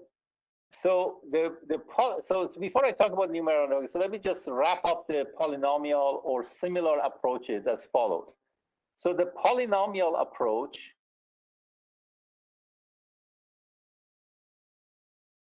is that you're going to get a bunch of variables. Here you have a model that assigns to y a polynomial, I'm going to write it mathematically as sum of p wi and then x1 to the i1, x2 to the i2, etc., xn to the or xd to the id, and then i1 plus etc. id. They have to add up to a number that is less than or equal to some capital degree. So that's the model, and then y comes out. Now, this type of model, the number of parameters that we have to compute, these wi's, is exponential in the number of variables. So it can be a huge number. So for example, if basically approximately is equal to small d raised to the power of capital D, something like that. So again, this is where the theoretical part comes in. While polynomials can theoretically model everything, but the number of parameters that we have to use could be huge. Okay, so it's not very practical. So now let's talk about neural networks. How does neural network approach work? So the neural network approach, I'm going to still have a bunch of x1, x2, etc., xd, okay? And then something happens, and out comes the y, okay? So here are x1 through xd, something happens. So in the polynomial model, what happens is that you have to figure out these w's, and then the powers of xi's, all combinations of powers of xi, add them up, and then you get the y. So in the neural network, what it does is that it takes each one and makes a linear combination. So you have a z1, which is w11x1 plus and so on w1d xd. Then you have a z2, which is w21x1 plus and so on w2d xd, and so on. We have a bunch of z's. I will call them mz's. So wm1 x1 plus and so on wmd xd. So this can be easily written in the matrix notation as the vector z is equal to the matrix w times the vector x. So I have a bunch of x's. I have a matrix of w, so the matrix w is w11 through w1d, and so on. So w is actually a matrix of m by d. It has m rows and d columns. X is a vector of size d, so m by d times d by 1, and this gives you a vector of size m. Okay? So I create this.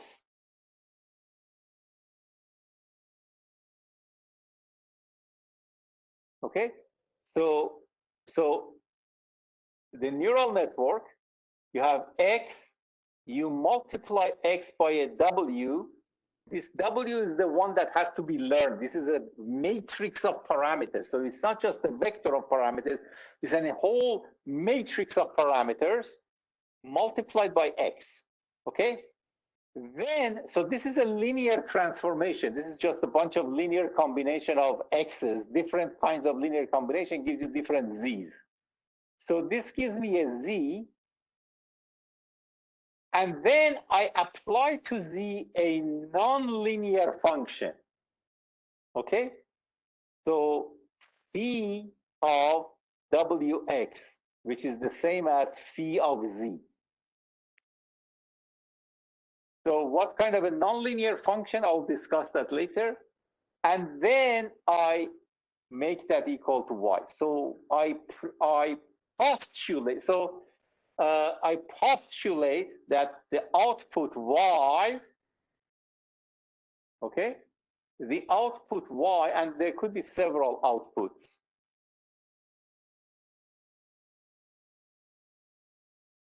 Okay, so in that case, there are going to be several phis.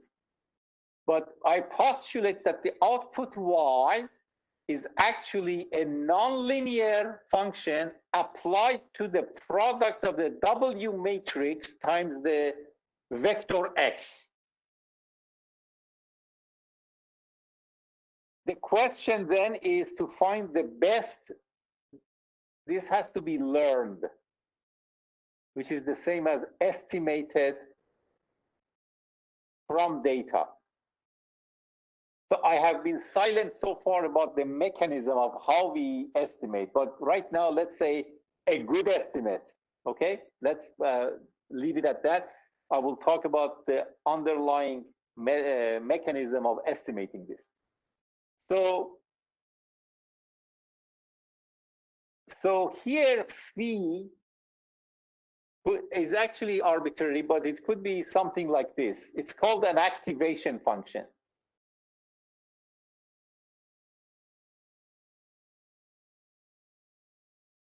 Okay, so for example, phi could be something like e to the x over 1 plus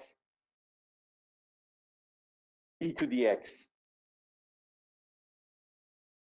Okay, so that means that each y is basically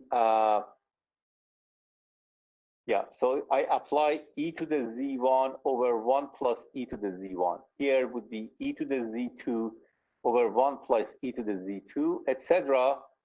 e to the zm over 1 plus e to the zm. So here,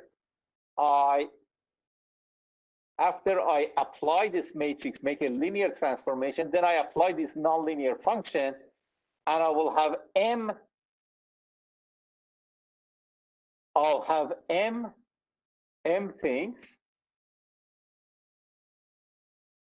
and then I will apply another matrix. So if I want to have the output to be y1 through yk, I will have another, let's call this w2, that maps this into the k. So w2 is an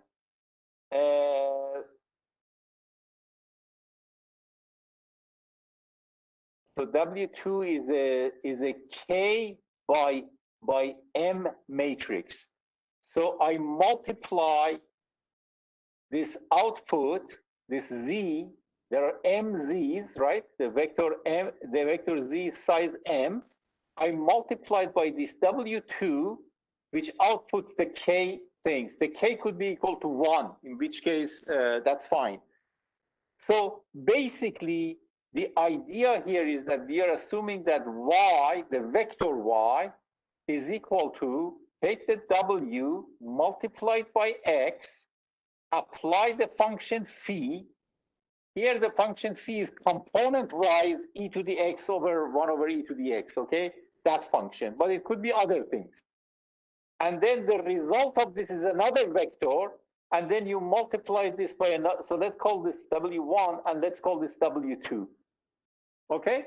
So this is the formula, the model that is postulated by a neural network. So they usually you show it in this picture. You say x1 through xd. These are the features that come in.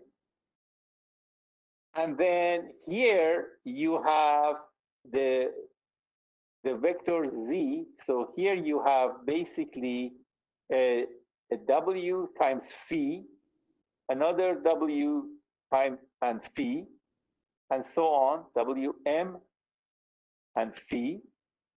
Okay, so you have you have x1 through xd, and then each one of these participates in creating these z's. Okay, so these are the z's, and then you pass through this nonlinear function, and then you have another, and then you have your y's.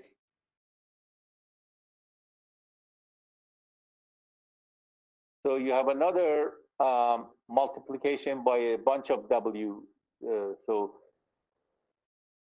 this is the one set of w's, this is the second set of w's.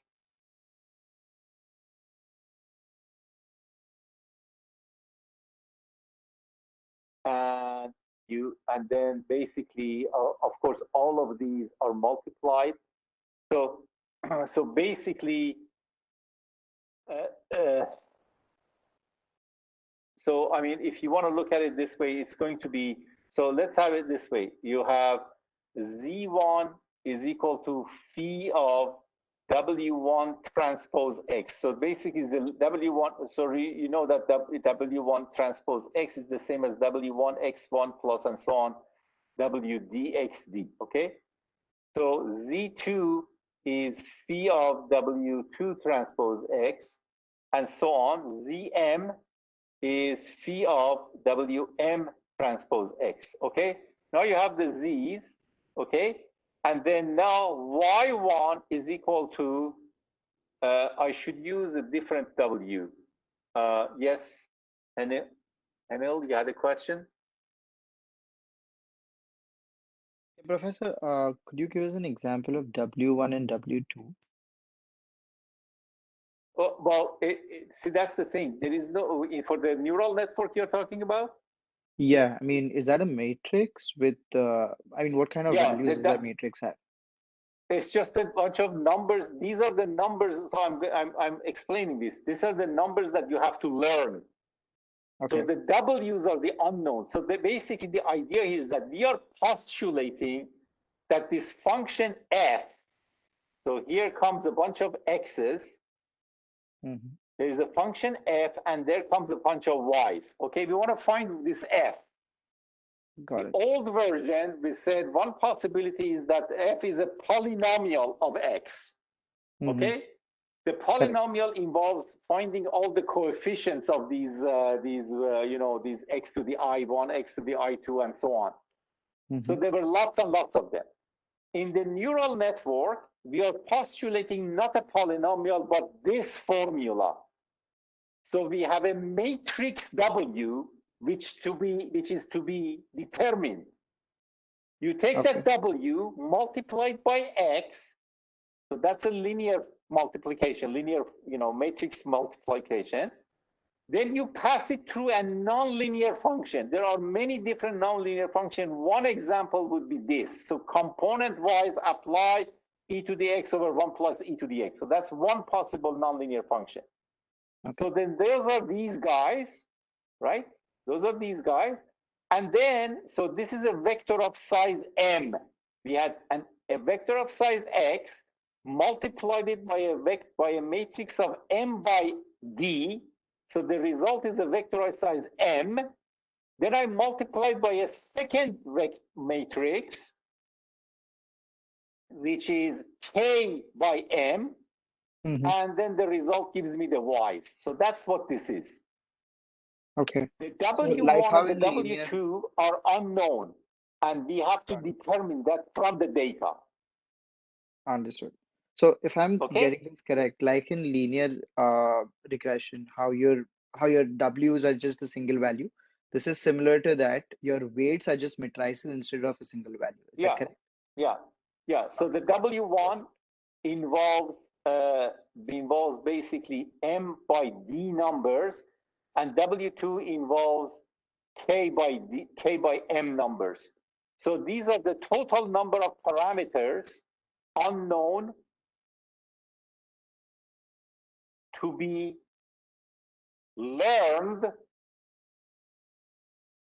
which means approximated,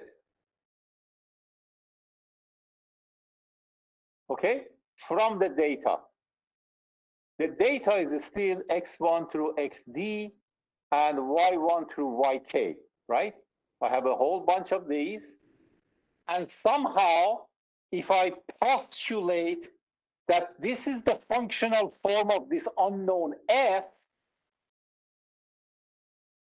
assuming that this is the functional form of this unknown f, then all I have to do is that from the data, I have to find the best possible W1 and W2. I haven't defined how this best possible means. I'll discuss that, soon when we talk about maximum likelihood and so on. But right now, this is the picture. So the neural network approach is an alternative. It wants to capture the complexity of the function f by a linear transformation followed by a relatively simple nonlinear function followed by another linear transformation that is mapped, that is applied to that feed. Okay? That is the essence of what we call a one layer neural network. Or sometimes people old-fashioned call perceptrons. Okay? So Professor, just to be sure, like the mathematical approach is like to raise the dimensions of the variables to get the polynomial. But in the neural network way, we just like do another way, like to make the variables like to be a linear combination and make the function nonlinear, right? Right, right. So the idea here, so in the polynomial approach, we are saying that for any function f of x1 through xn, which gives you a vector of y's, right, xd, this is approximately equal to y is equal to a polynomial of x1 through xd, which basically means which basically, to use a summation notation, this is a gigantic sum. You have x1 to the I1, x2 to the I2, etc., xd to the ID, w whatever, let me call this w,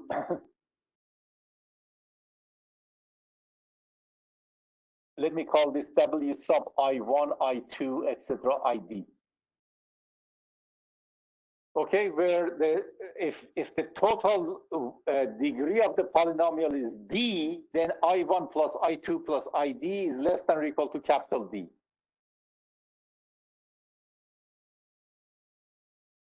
So this is the polynomial approach. The neural net, so it assumes, so this basically, the Weierstrass theorem says that any arbitrary function which is relatively well behaved, for example, it is continuous, can be approximated by a sufficiently large degree polynomial. Okay, that's the theoretical basis of why we use polynomials.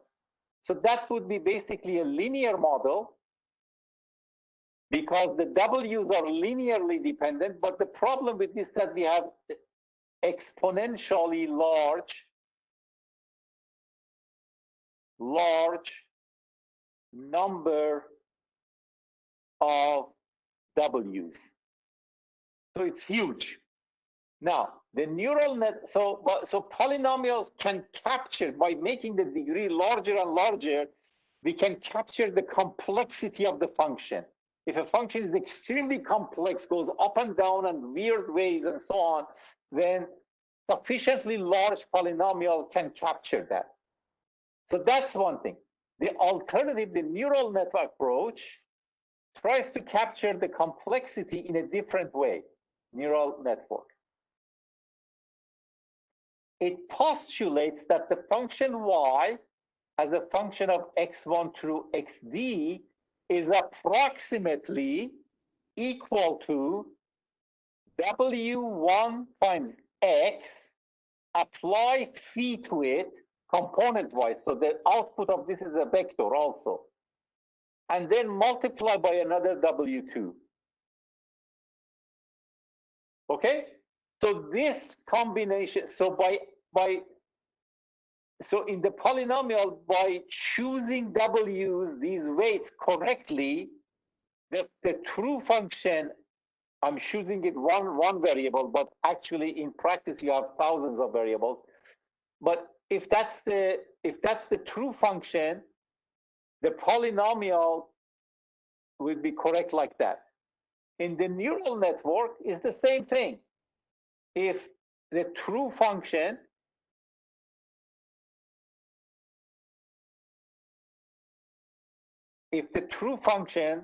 looks like this, a complicated function like this, then it will, by nicely choosing W1 and W2, I can still, approximate this function.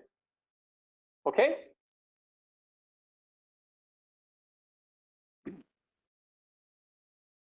So it's an alternative, it's a different model, but that's what the neural network does, a single layer neural network. Now, there is a similar to Weierstrass theorem that says any reasonable function f can be approximated by such a gizmo. Multiply x by a matrix to be determined, to be learned, apply phi function. Here phi is equal to a nonlinear function, and then multiply the result by another function, by another matrix. So these two matrices have to be learned. We have to choose the W1 and W2 in such a way that this orange variable, the orange function, which is this, is very close to the black function, which is so-called true function.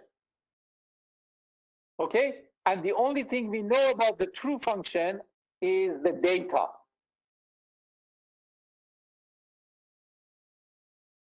Okay, that's all we know. And this data, of course, is not even exact. It's a little bit of noise added to it. Okay? So this is the one-layer neural network.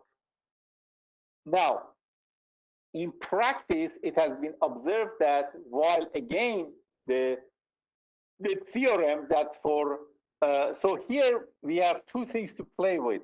How many, if you look at this, I said M Z's. Z, you see this Z is, there are M of them. So M could be a small number, could be a large number, it depends. So here we have to determine, so these Z's are basically called hidden variables.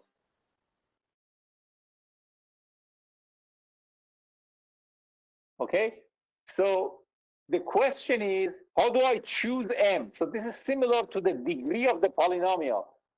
The larger Z, the larger M, the better we have a chance to approximate F. in practice, it has been observed. So in the theory says that by sufficiently large m, depending on how complicated the function f is, by choosing sufficiently large m, we can closely approximate the function f, y as an f of x. The problem is that this m, just like the polynomial case, the m can be exponentially large. So for example, if I have 10 variables here, 10 x's, and then maybe 5 y's, okay, and then y is a function of f of x, and this f is very complicated in practice, in reality, I may have to choose m to be, 2 to the d, or some very, very large number.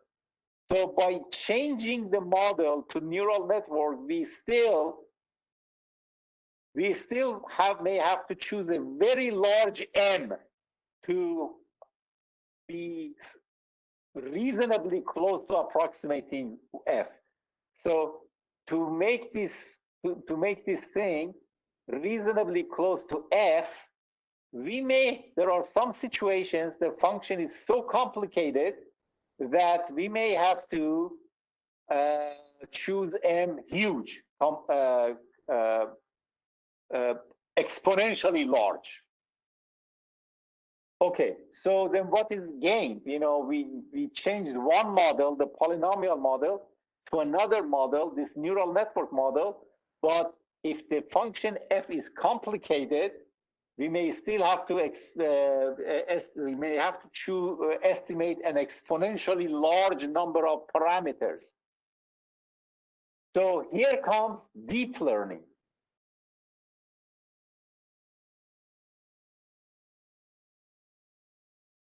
Or deep neural networks.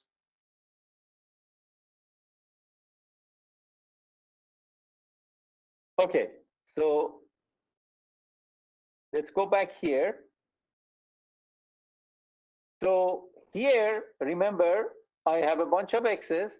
I apply the w to w, and then apply phi to the result of this product. And then I apply another w, and then that's the end. That's the y. So this is one layer of this, and this neural network has only one layer. Now, the deep network says, why should I use one layer? Why can't I use several layers? So here, again, you have x1 through xd as your input.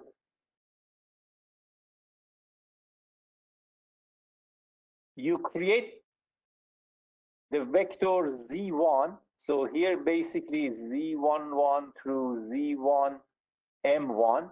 Okay, so these are basically, so z1 is w1 times,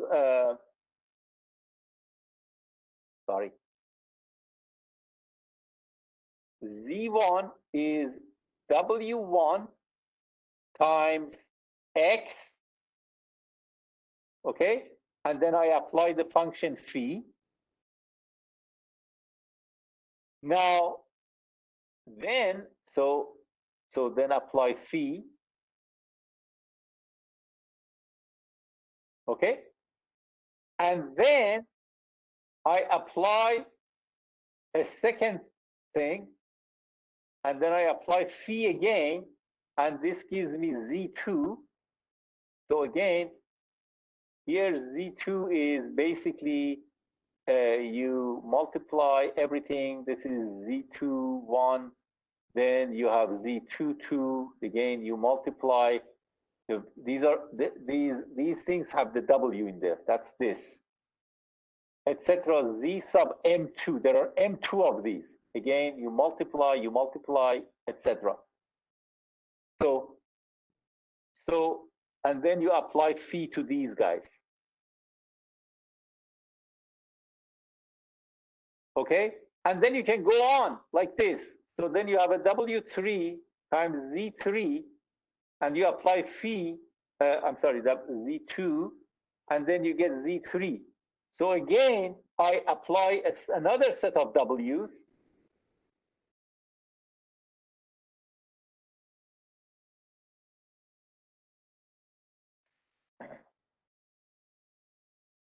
Sorry, so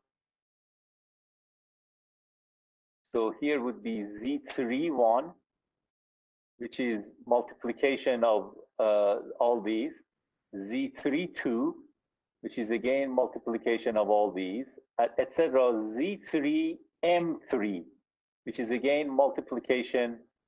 So that's a W3. So these are W2. This is W1. Okay? And then I apply phi again. And I can go on and on. So yes, let me finish this and I'll let you. So at the end, I will have W, I don't know, R, Z, R minus 1. I apply phi to get ZR. And then when I'm tired, then I multiply this ZR to, again, WR plus 1, and then I'll say this is Y. So I'll do this over and over, and then at the end, I will have Y1 through YK. So if you write it like this, we are postulating that Y is equal to W1X,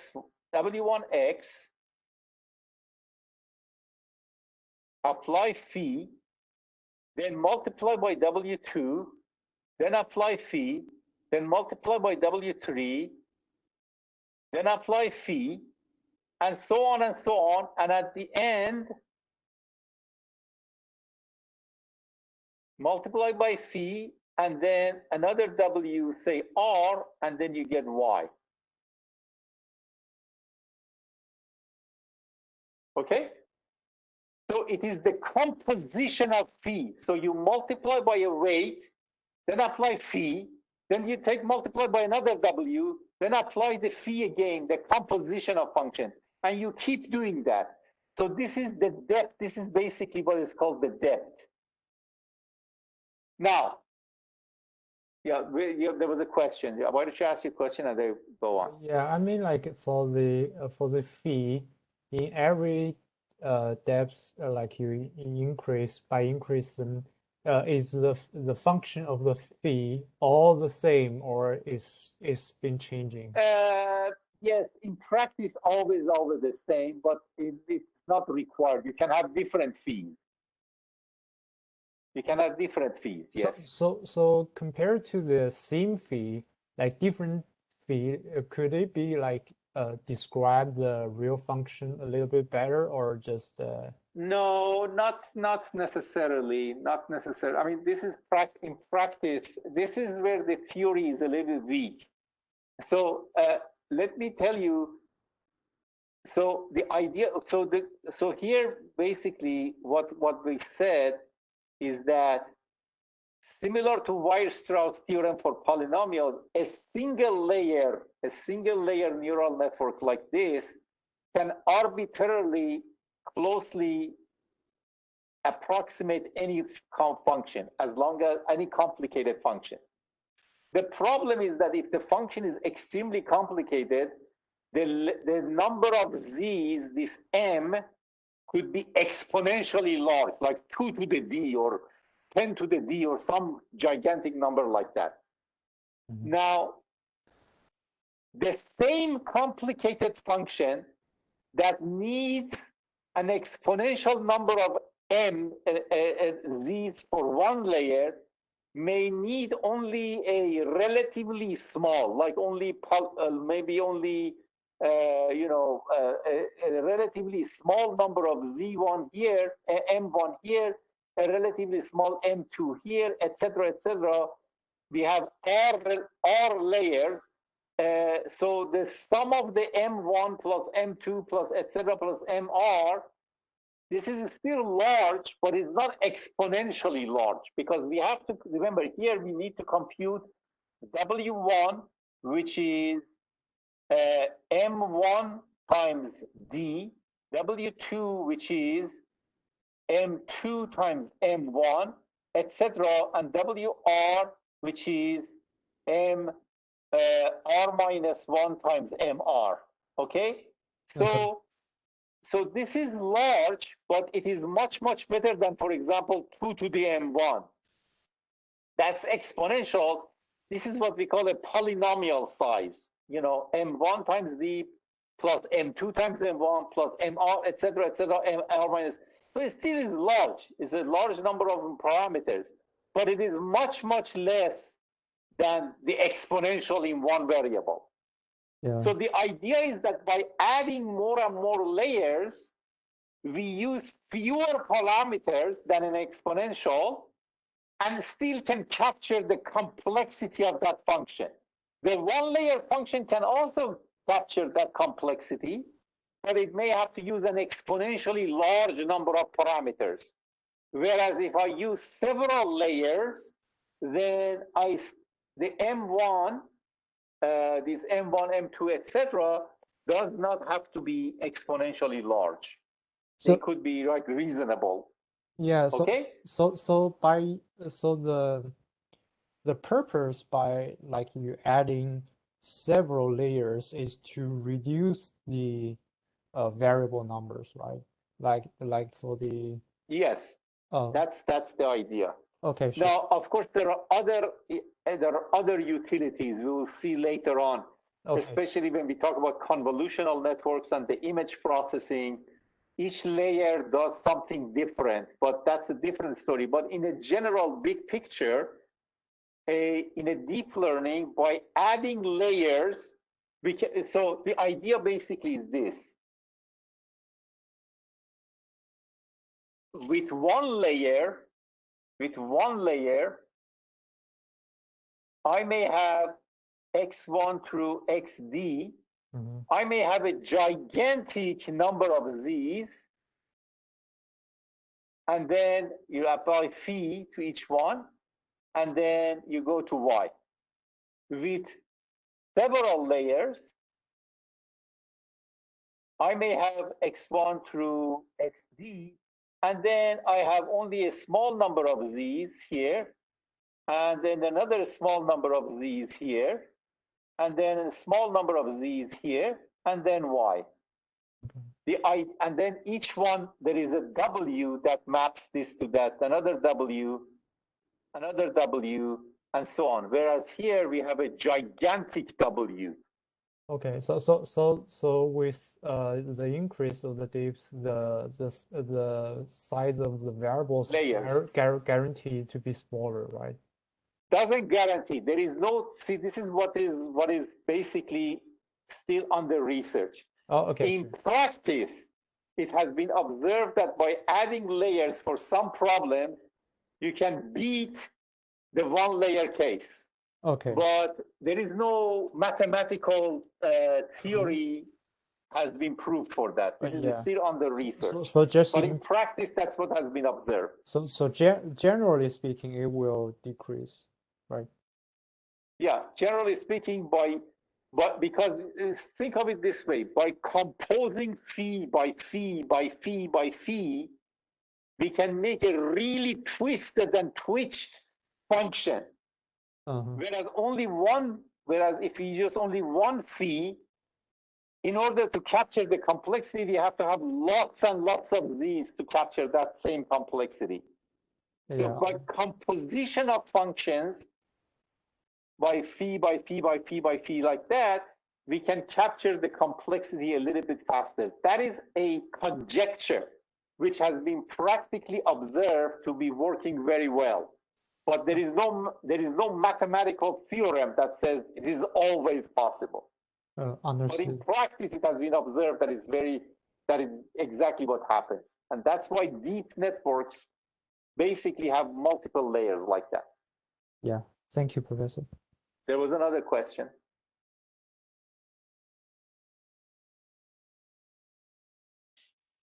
Was there another question? I thought somebody else had raised hand. Professor, it was me. I was just wanted to, on the same point that he had commented on, I just wanted to get more clarity on that. So when there are multiple layers, and you said the first W1 is M by D, the second is M2 by M1. Does that mean that M2 will relatively be smaller than M1 most of the time, and then M3 will be smaller than M2? Does it go on Not reducing? necessarily. They could be smaller. If there are, this is where these are the details that we are going to come to later. These are design decisions, and mostly neural networks. A lot of it is mostly basically trial and error. It is not necessary that M2 to be less than M1, or it could be less than, it could be larger than. There are situations where the M1 and M2 and M3 and so on start decreasing, and then after that it increase. There are those kind of models. There are all sorts of things. The bottom line, the big picture, the bird's eye view picture is that the sum of these things, M1 and M2 and M, etc., the sum of these numbers, the product and sum of these numbers still could be much smaller than this exponential one layer thing. That's the idea. This could be, for example, 2 to the D, where if I have 1,000 variables, then this could be 2 to the 1,000, which is completely impractical. Whereas this could be 100 by 100 plus 100 by 200 plus 200 by 300, etc., etc. It's still large, but nowhere near 2 to the 1,000. Right?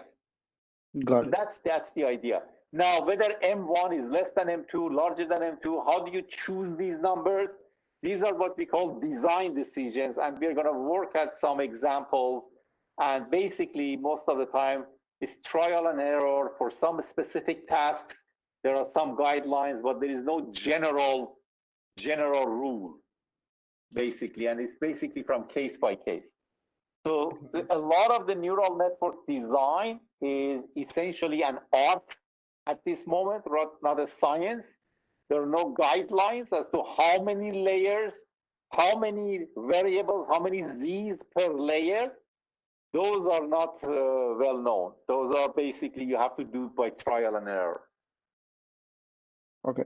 Professor, last question. So when the last layer is there and you have an M by K, the K is basically multiplied to get it back to the same length of X, right? Because X is The called length of, no, not X, the length of Y.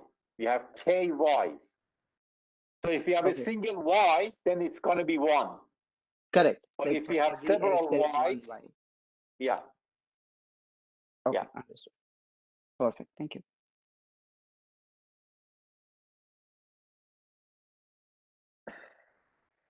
Okay, so that's the general linear regression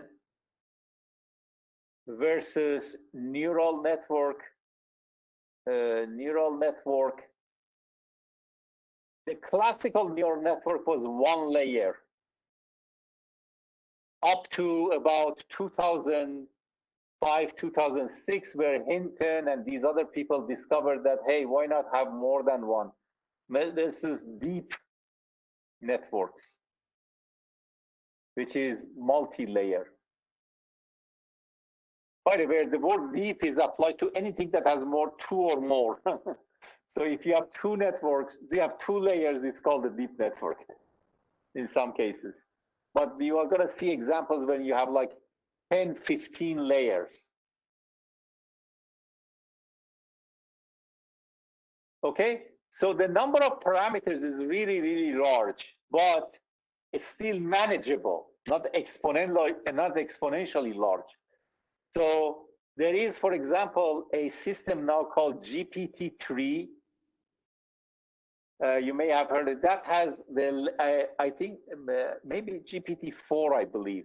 GPT-3 had about 100 billion W's.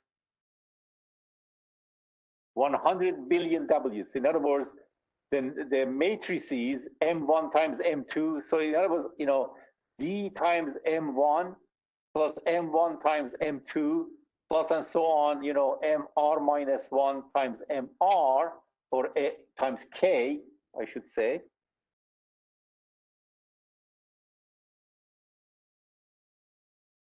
this was approximately 100 billion. So that's the number of parameters, right? That's the matrix W1. This is the matrix, this is the dimensions of matrix W1. This is W2, etc. And this last one is WR, W sub R, okay? So the number of parameters in a GPT-3 is about 100 billion. So you can now imagine that a simple laptop or even a very powerful PC cannot really handle this. You need parallel processors.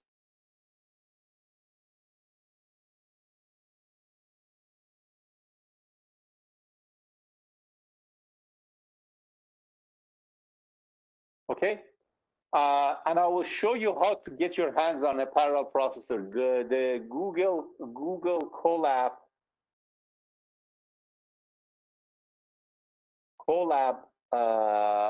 is a site that allows you access to these parallel processors. So I will describe that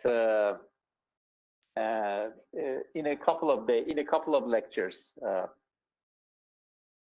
Okay, so this was a general overview. Oh, by the way, this was for regression. For classification, the same way. For the classification problem, you use basically the Y is, for example, imagine that you have 1,000 pictures of, for example, 10 types of animals. Okay, so maybe a wolf, a sheep, a horse, a dog, a cat, etc. Okay, so then the Y is dog, cat, horse, sheep, okay, and things like that, sheep and things like that. So the output, as I said, is the probability. So it says picture, picture, something, something, something, and at the end, the number that is produced is the probability that this is a sheep, the probability that this is a dog, the probability that this is a a wolf, and things like that. And so that's the output. So still the same idea. The probabilities are generated by multiply by W, then pass it through phi, W again, pass it through phi, etc., etc. And at the end, the Y vector is the vector of the probabilities of each item, rather than saying that is the item or that is the item. Although, if you insist on making a choice, not giving a probability, that can also be accommodated. I will discuss that later. So we have about 15 minutes left. So I just want to ask you if you have any question about this.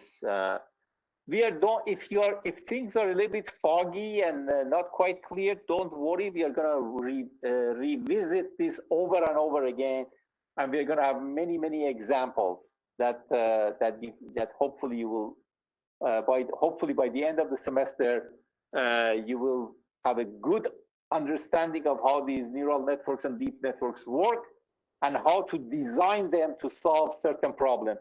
I should warn you that the deep networks, as you may have heard, have many successes, but they are not necessarily the best method for all tasks. There are certain tasks that the classical methods, such as linear regression, or those of you who took the algorithmic machine learning may remember the trees, the cart model, the naive Bayes model, the k nearest neighbor, support vector machine.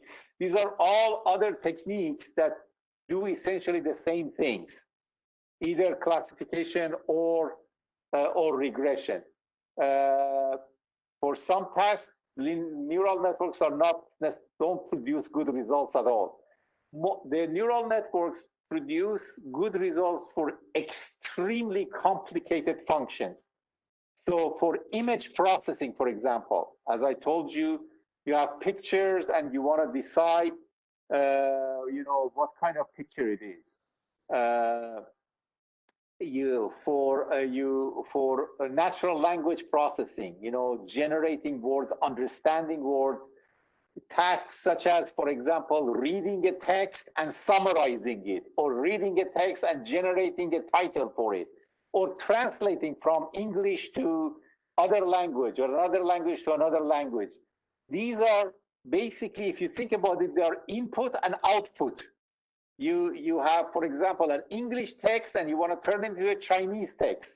So the English text is the X, the Chinese text is the Y, and you may have zillions of sentences or articles that you have the English text and the corresponding Chinese translation, and then you want to learn the model such that when a new text comes in, it will produce a reasonable, good Chinese translation of that, or replace Chinese and English with any other language that you want.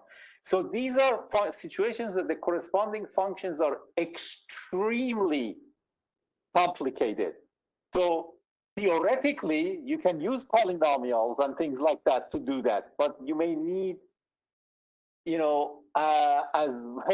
may have to estimate the number of parameters that you need to estimate could be as many as the number of atoms in the universe. So that's practically impossible. On the other hand, deep networks have proved to be very, very effective. They do excellent job in translations, and they do excellent job in image processing, recognizing pictures and things like that. So that's the area of application where deep networks are really, really good. But they are overkill, or sometimes not even good at all in some other applications. Where, for example, polynomials or linear models can work. Okay, so right now, in whether we are doing polynomial or neural network or deep neural network, I have just hand-waved and said, find the best parameters.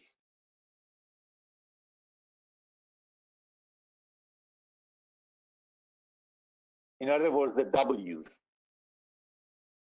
So the question is, what is this best mean? What is that's the meaning of the best? So in general, we have something called a loss function. So the loss function, suppose f is the true function. So for example, the function could be, the input could be an English text, the output could be the corresponding translation in Chinese. Okay, so y is f of x. X could be a sequence of English words. Y would be the corresponding sequence of Chinese words, which is the same meaning. So you can imagine this is a very, very complicated function. You cannot use, simple stuff. So suppose this is the true function that gives you, from the English text, gives you the perfect Chinese case.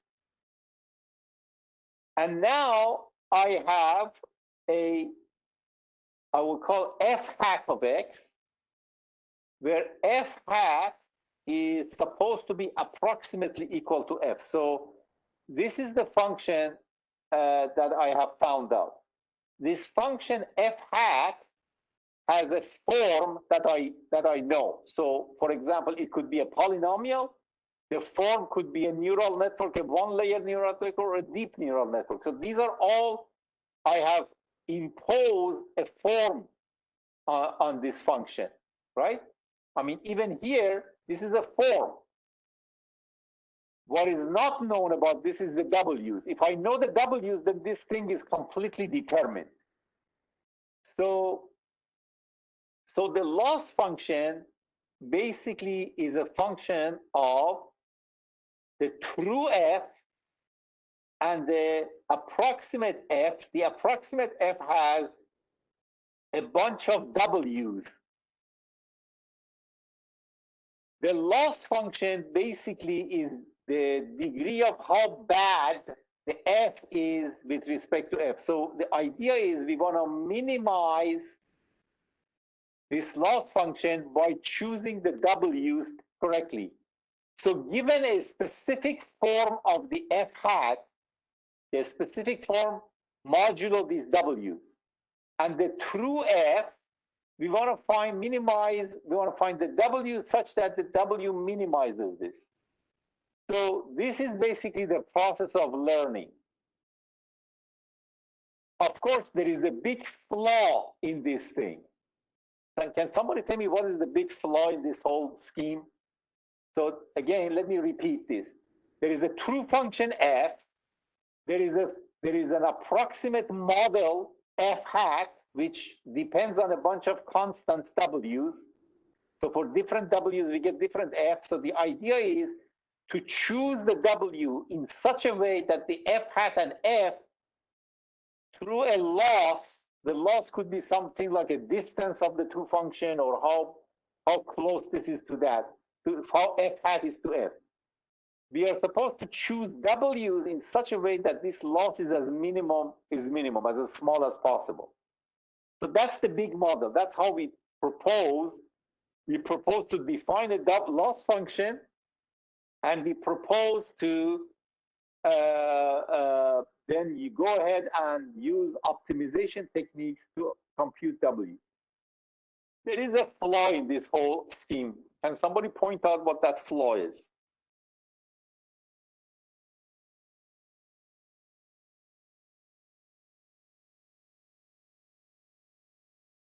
You don't know what the F is, the function? Exactly. What is F? I mean, if I knew F, then what am I doing? I don't need to do any estimation. I already know F. The problem is I don't know F. So how do I find out whether this F hat that I have my approximate surrogate for F is good? We don't know this. So we replace this loss function with what is called the empirical loss function. So the empirical loss function doesn't know what F is. What does it know? It knows data.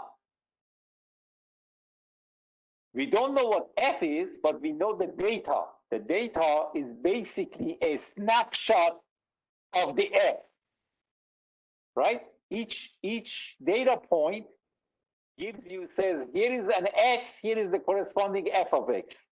We have like 1,000, a million, 10 million, whatever of those. So it's the data and then the F hat. So in practice, since we don't know what the true F is, we use the empirical loss, which is basically we are trying to find F hat that fits the data, because that's the only thing we have of F. And then we minimize the W's. So this is the process of learning. Find W's such that empirical loss is minimized. Okay? So this is basically an optimization problem, and we will discuss this later. But before we talk about the empirical, the optimization problem, I now need to discuss, and of course the time is up, but next lecture I will discuss what is this empirical loss? What is the nice choice? What is the reasonable choice of definition of the empirical loss? Given data and given a surrogate function, how do I measure whether this is a good fit for the data or not? What is the good definition of empirical loss? So we will discuss this next lecture. And with that, I will stop. I just let you know that university has determined that until at least January 31st, we have to go online. So ignore my warning about having to come to class. You don't have to come to class until January 31st, and then we'll wait for the university to decide what to do after January 31st. So next week will also be online, so you don't have to come to class next week. By the way, if you want me to have a class in Newark, a broadcasting to a New York, if and when we come back on campus, let me know, and then based on how many students, I will try, but don't promise to reserve a room. Okay? And if there is no question, we can stop here. Yeah, I have a question, a little bit Go foggy ahead. on the polynomial side. Like, just want to like prove my thought is correctly.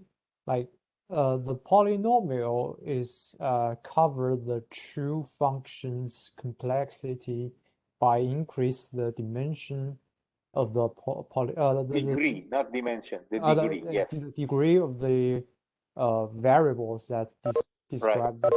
describe that, and the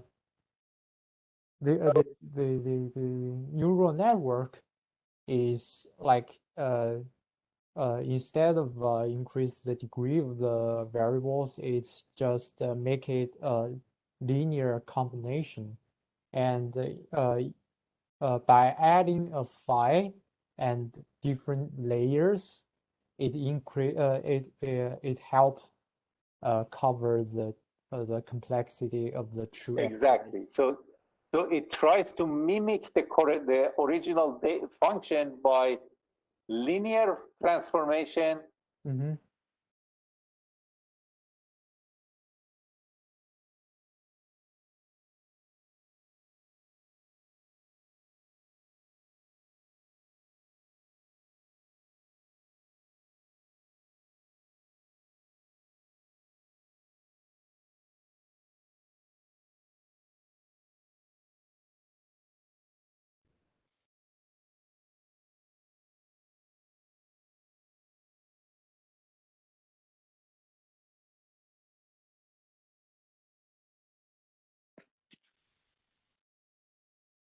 So did you get what I said? Because the connection was lost. It's back online now, but Yeah. So basically, yeah, in the neural network, complexity is increased by the number of Z's at each layer, mm-hmm. and then the number of layers. Yeah, I get that point now. Right. But then the rest is similar. Then you have to find the best W that minimizes this empirical loss function. We'll discuss the empirical loss next week. Okay, sure. Okay.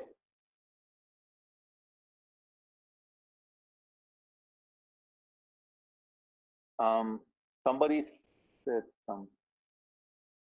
So hold on, let me